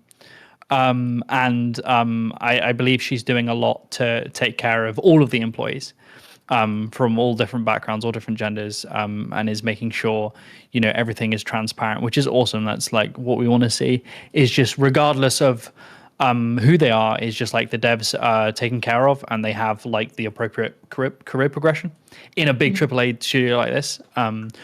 Obviously, that's hard sometimes, but you got to make sure that everyone's looked after. I can't imagine working in a studio of that size. I'm so like stuck in my own little indie brain that like that kind of scale is so crazy to me. Like having people whose job is to manage all of that, right? Like making sure people are taken care of. Like that's nuts to me. Yeah, Absolutely I nuts. think just for UI alone, I was producing 45 people as an entry-level producer. That's not entry-level, by the way. That's not an entry-level job. Yeah, it's pretty. First of all, appreciate you sharing that, Tina. I know it's not easy to talk about, and it's never easy to talk about personal stuff on the teams that you were on publicly and in a way that's going to be recorded forever. So we acknowledge that it's not like you took a stand on a controversial issue, but you did like talk about a controversial, sensitive thing, and you did it from a very personal angle. So I think it's worth noting that, you know, for people who are watching now and they might expect developers to do what Tina, you know, pretty boldly just did now. Understand that it's very hard to just be honest. You don't want to like fuck over your friends or mislead people into believing certain things or ruin your chances of getting a job in the future. So please, everyone, acknowledge that like what Tina just did was a pretty big deal. Obviously, I'm not trying to say Tina is trying to talk about fucking people over, but like that she's talking about her legal history, and it's difficult. You should acknowledge that. So I just wanted to say that. That's all. I'll say, just for the sakes of having a healthy, balanced podcast, I'm going to play devil's advocate a little bit. Tina, that was cringe, mate. I hate that you shared that. Hey, Tina, fuck women. Yeah. You take that chromosome. Oh, wait, no, you've joined in. I have to rebalance it. Tina, I think the fact you shared that was really brave, and you inspire me every day. I mean, I do appreciate California for like taking this on. No one, you know, I don't know what led to them taking this on. I assume a lot of women complained to the Labor Department. Like I had no idea it was bad across the board. Yeah. Someone said this in the chat, at the risk of sounding, I guess, slightly political, but not really.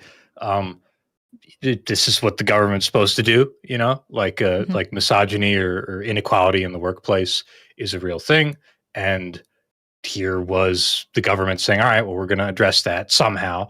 It does suck. There's a funny kind of like eye roll here to it was brought about because of corporate interests, right? Clean house, address this before we buy whatever. So we don't have to deal with it later. That kind of sucks, but it did get addressed. And like, you know, it was like that marathon thing. I did want to point out that marathon thing, at least partially, because sometimes there's good news, right? Yeah. I don't know. It might have not been worth it, like whatever the settlement was to a lot of these women, but it's something, right? Yeah, it's never going to fix that it happened, but it's nice to get a little bit of bounce back. And it's certainly getting better. You know, I mean, I'm saying this is a man, absolutely. Obviously, but it seems like it's certainly getting There's better. real life consequences for these companies now, so I think they're watching and policing themselves now. This is why these lawsuits are important to happen. We were talking about it with the Subnautica one, is that these lawsuits happening, and then the people who are fucked over, like I'm siding with Charlie and Max and Ted. Like I think they've most likely been fucked over by the publisher. If they win that, it sets a precedent for other publishers not being able to do that and not being able to get away with it, because there's evidence that if you take this to court, you will lose if you do that, and potentially lose an incredible amount of money and your reputation and just X, Y, and Z. So it's a really weird thing to say as a British man who is really not used to like suing culture. It's barely a thing. All right, in England.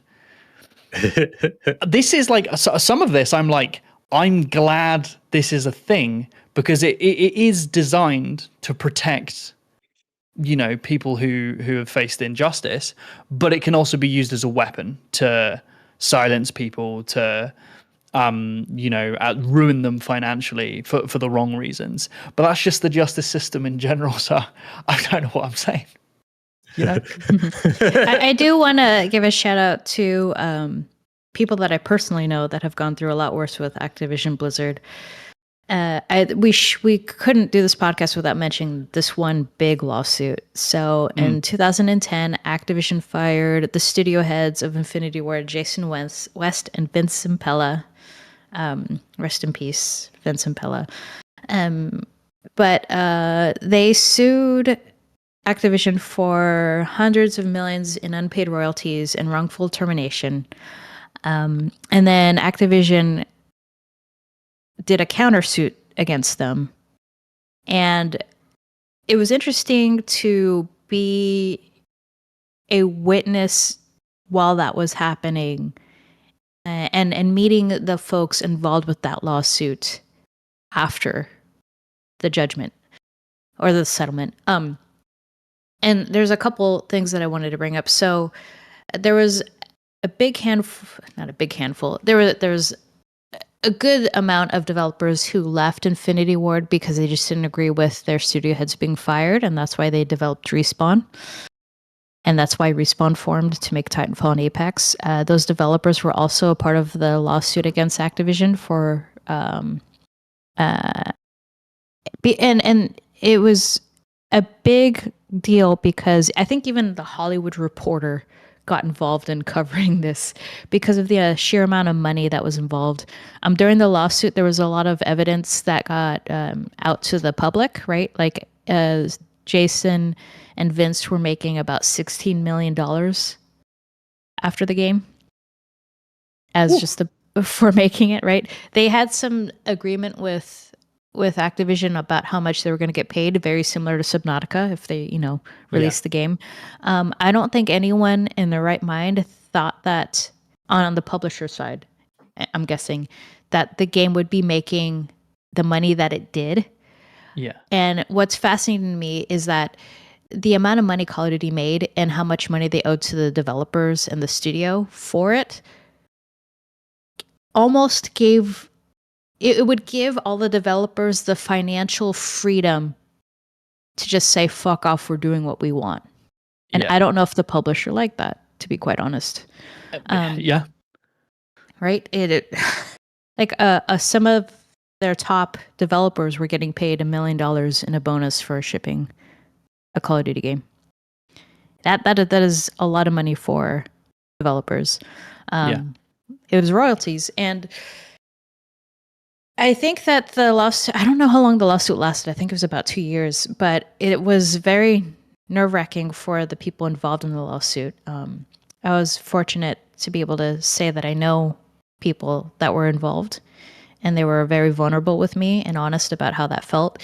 And it can be very scary when a big company with a lot of money and the best lawyers that money can buy goes against you. They just bring up all of your weaknesses as a human being to try to sway the jury, right? So it seems like it's just the most stressful thing that you can be a part of. And I give kudos to those people because they had to go through a lot. Yeah. I think these things are really good because I say all this again. I don't use the word good. All these things suck. These people being fucked over and having to sue to get what they were promised and does countersued. Really suck. Yeah, and then countersued because of it. It all really sucks. It's all being used as a weapon for good and for ill, allegedly. But, so, I wanted to read the notes that you left in our document. So the outcome, after over 30 employees left Infinity Ward following the firing, a 2012 settlement was reached just before the trial, with West appearing pleased with the result. The impact. The dispute is viewed as a major test case for the power and respect of video game creators against large publishers. Yes. Which is what I think is the important part that is good, is that publishers need to realize that they do not have control over the devs like they think they do, right? Like at the end of the day, and this is what disheartens me so much about the developers of Highguard, is that all of the people who spent so much time making and like pouring their hearts into these games, who are probably not the ones responsible for its failure, are the ones who are taking the brunt of that failure, rather than the people who are allegedly on their fifth Lambo or plane or whatever, right? So that's upsetting to me. And these lawsuits are beneficial for the developers because they're taking back control. No, you let them bark. You let them bark, Tina. They're shouting for developers. They're joining in. They're here for Preach, it. Jay, is what they're saying. Yeah, go for it, Jay. Get them. It's really important that this happens because it's giving developers more security. It's giving publishers the lesson that they can't treat developers like this, and it's beneficial to gamers and everyone at home because if this stuff didn't happen, you wouldn't have got Titanfall, right? If this stuff didn't happen, you wouldn't have got Titanfall 2. You wouldn't have got Apex. For better or for worse, you wouldn't have got Highguard. There's so many games that are spun off from AAA developers, spinning off, doing their own thing, moving into different studios, and that just gives us as a community more wealth of creations in our space and more art, and that's really cool. Circle back a little bit. I remember seeing a quote from Vince online about how Call of Duty wouldn't exist if EA wasn't, I think in his words, dicks about Medal of Honor. Which is awesome, right? Yeah, it's crazy. Yeah, if you go far enough back, I'm sure that these stories are like tales of as old as time, right? Like, what was it? The PlayStation only exists because Nintendo were dicks, and wanted to have their Sony Nintendo multimedia thing, and then they wanted too much control, so Sony went, piss off, we'll do our own thing, and then made one of the biggest string of consoles. Eric's typing, he's about to school me. Wait, no, Sony were dicks. Oh no, which top conglomerate was being dicks? Eric is schooling me. Apparently Sony wanted 100% profits on the CD software sales. So he's coming in to defend Nintendo. You Nintendo apologist, Eric. Weren't you just posting pictures of them selling Pokemon emulators for $20 each? Make your mind up, mate. Yeah, no worries, Tina. You do what you need to do. Tina's gonna run off talk and to come repair back. people. I'll come back if we're still. Yeah, for sure. Okay. I'll leave my camera on. You guys can look at my. Yeah. We'll look at the blur. Your beautiful blurry home. Let's see if anything interesting happens in it. We're gonna see. This has now become a voyeur stream. We're all just gonna stare at Tina. We'll be sure to update you. For those who are listening and can't see, there's what looks like a reddish orange chair backing, a black microphone. And it's not a stool, I can confirm. Are you guys gonna fucking drag me over the coals over this stool issue? I've already I'm gonna drag you over the stool, dude. Like, no, ow, that might hurt. You brought this on yourself. Coals. I brought this on. I guess I did. I thought, I'll do a silly little gag about controversy where there's none, and now I'm being cute. Whoa! Oh my Tina's god! Face. The jump scare us. Eric, yeah. I don't know if you intended to actually scare us with that. That was amazing. But yeah, everyone in chat, do you guys have any examples of controversies like this that have actually led to them being a benefit for gamers and the developers? That might be a nice way to end. Oh, hi, Tina. Thank you, Eric. Eric brought a little version of Tina on, and she walked on, and as Tina came back, she walked off. Oh, really? Yeah. And Jay just asked an interesting question. What?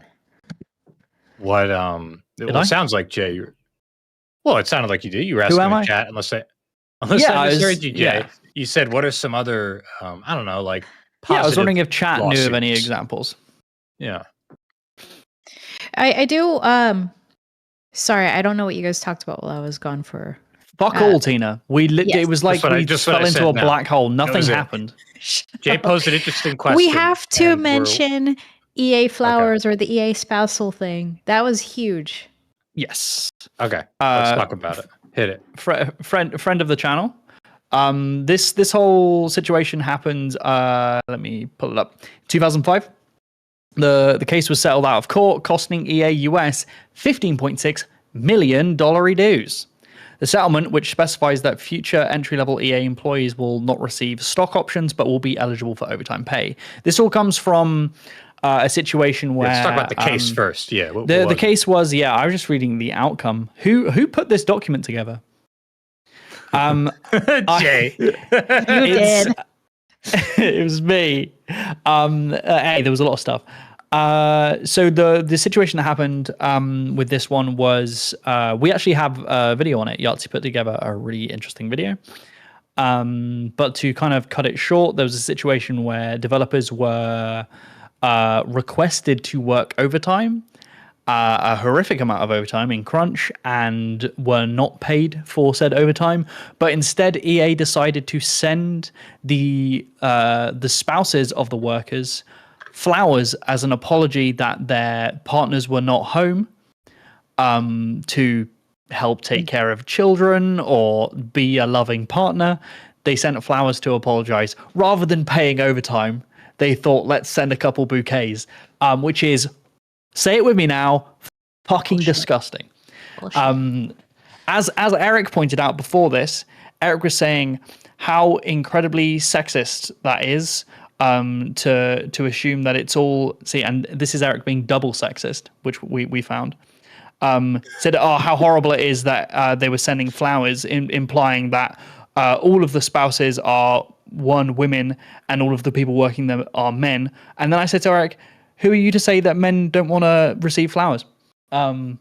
And his response was, you got me. So he knows he's bad. That's what I'm saying, guys. We should keep an eye on him. Eric's apology speech is upcoming, where he will acknowledge wrongdoing, but not be facing any legal consequences. Eric's included I'm in America now.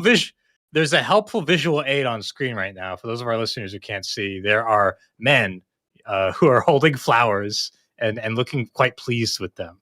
So we have empirical evidence of honestly of men if you brought me flowers, like just to buck the trends, if you brought me flowers and you handed me a bouquet, I've got hay fever, so I'd roundhouse kick you in the chest.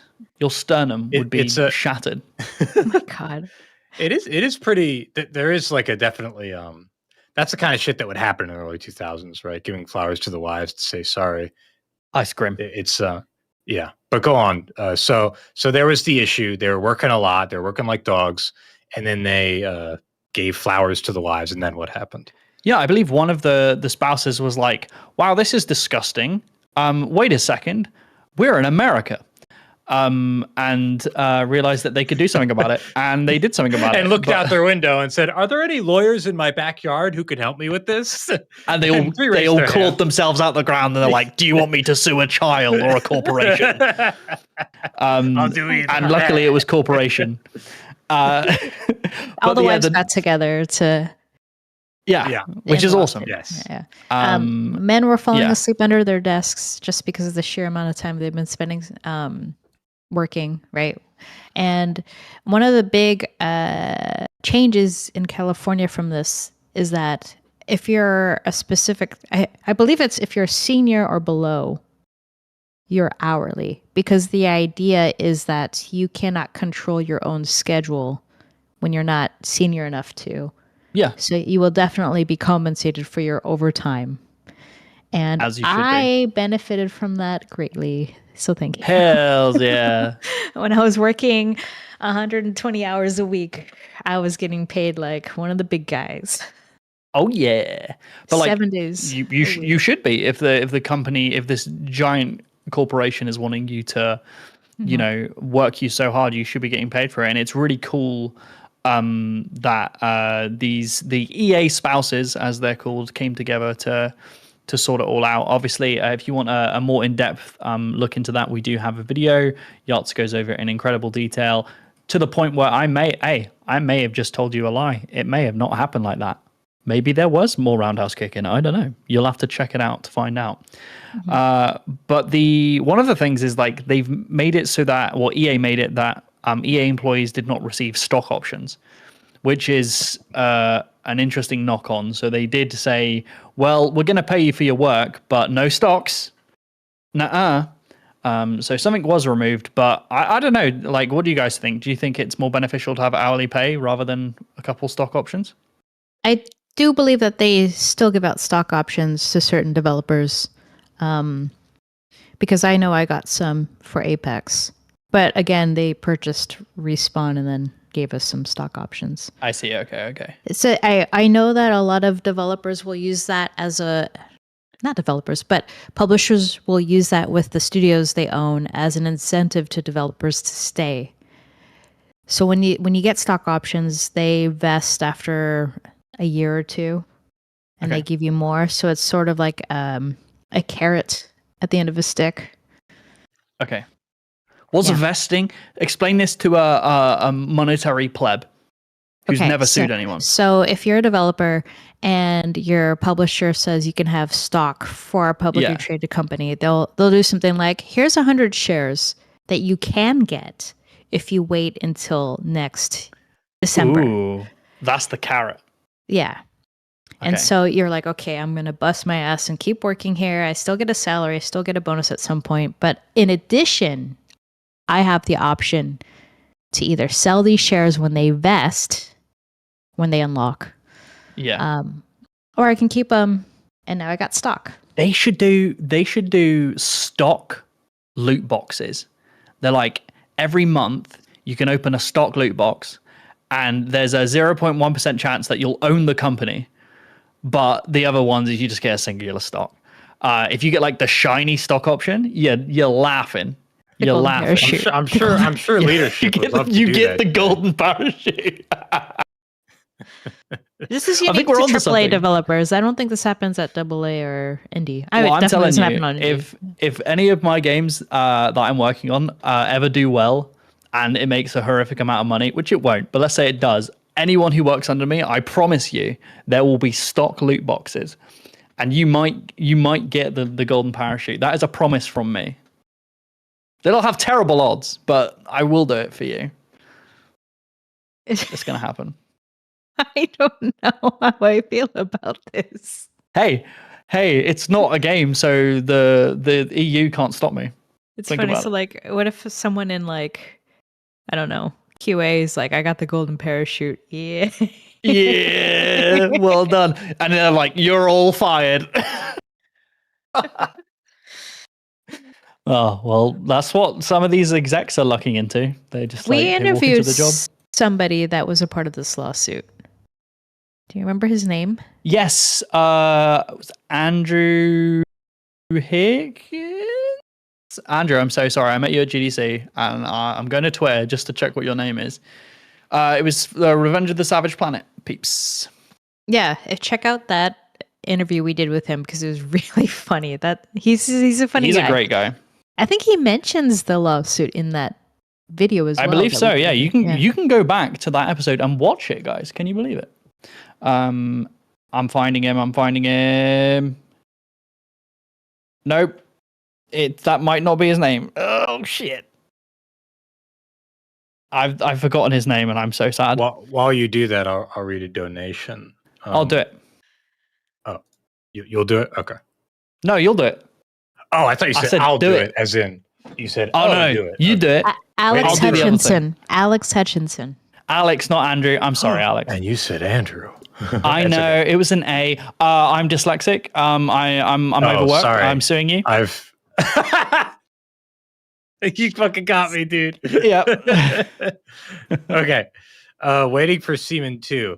To think more CEO get paid more to fire people, is it saving costs when the money is just moved to the top and shareholders ? Also knowing EA, I bet those flowers had bees in them. Fuck. We're sorry your spouse is so busy. Here's a box of bees. Wow. Get the lawyers. Their CEOs aren't paid more to fire people, but they are paid in theory, for keeping the company healthy and going. And are they bringing value to shareholders? That's the joke, right? Are the shareholders happy? I said it earlier, I think, and this will never happen because obviously the money's all at the top and they're not going to fire themselves. We should try to normalize firing the management if a thing fails. You are the people responsible for this. You are responsible for the orders trickling down for these people to follow. It's on you, right? But that's never going to happen. So sue them. I feel like I've said sue him enough in this episode are that someone as a joke is going to sue me. Are you American? I feel like I'm becoming. He's acting like it. I don't say trousers anymore. I say pants and other such American things. Right? I drink root beer and shoot my guns. Beer. Root. Yeah. We've actually got in Boston. No, have I shotguns in Boston? No, I've shotguns adjacent to Boston. No. You could go to indoor range. Yes, don't interrupt. I'm trying to feel American. Yeah, I shoot guns all the time.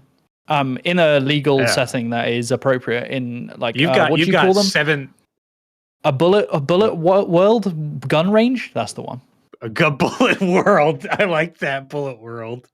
Yeah, like pow pow pow pow pow. I do it all the time. I heard that you have 7 long guns strapped to the back of your chair that we just can't see, just in case something happens. Is that right? And on the underside, I've got 5 short guns, just in case.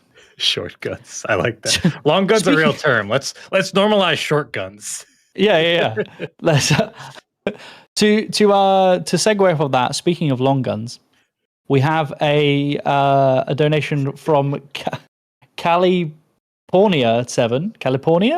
What a name. California. I'm not sure if I've just said something bad. Filmed.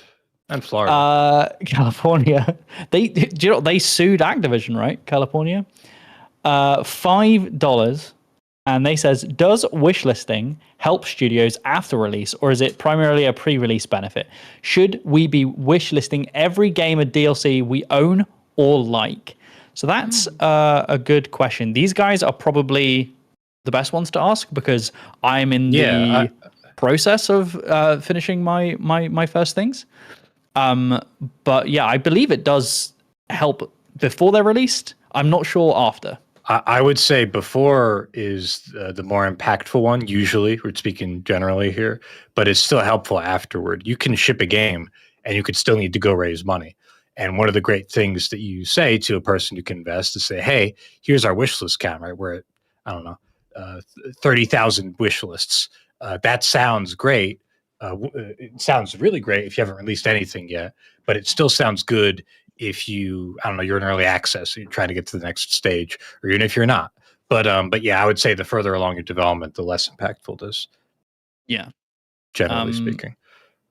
Yeah, I believe there's some wiggle room as well with like your visibility on the store if you have a lot of wish lists as well.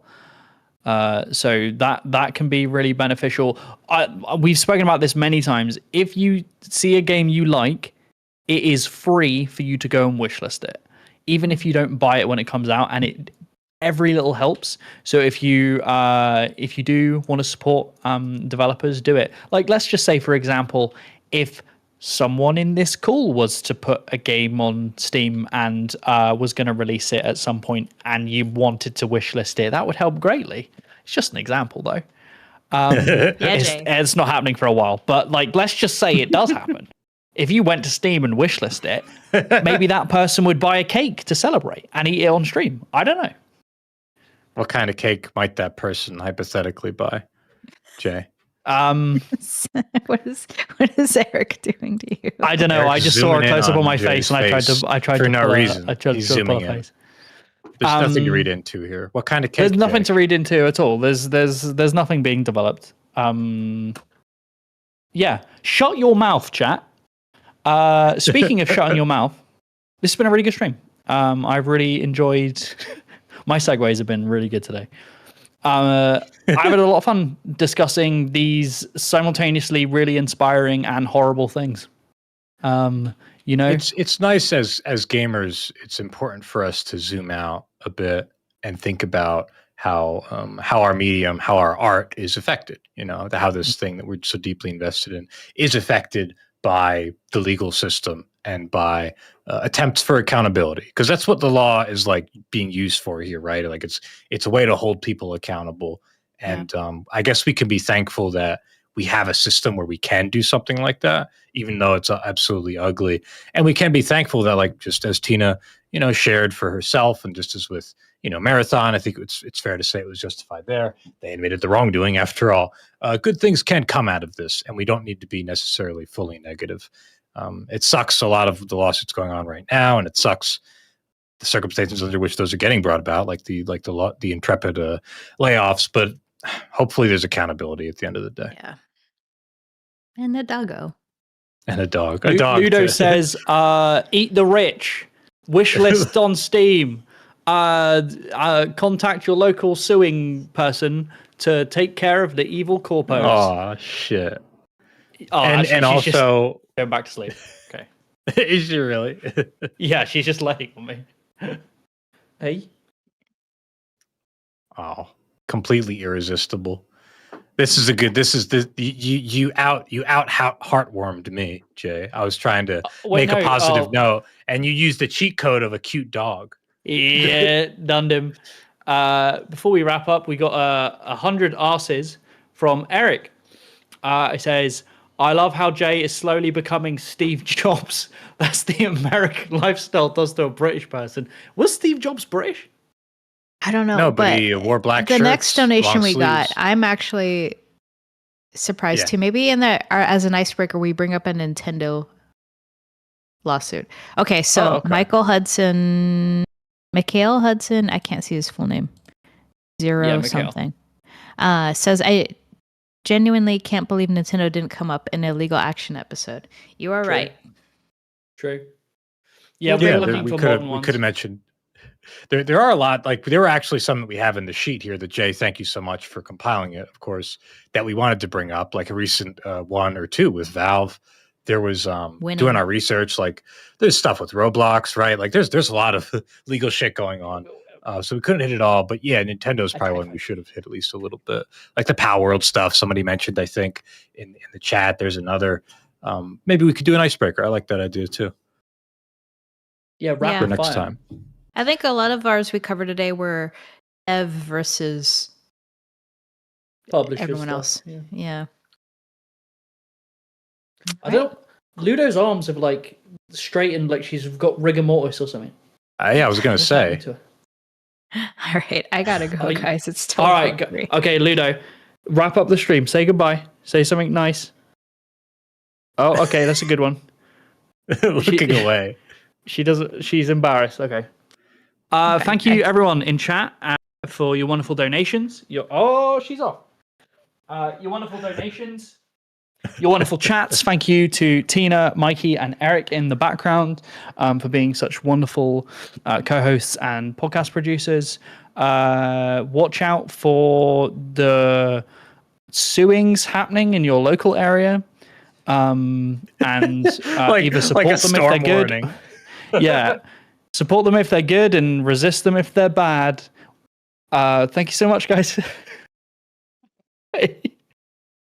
Bye.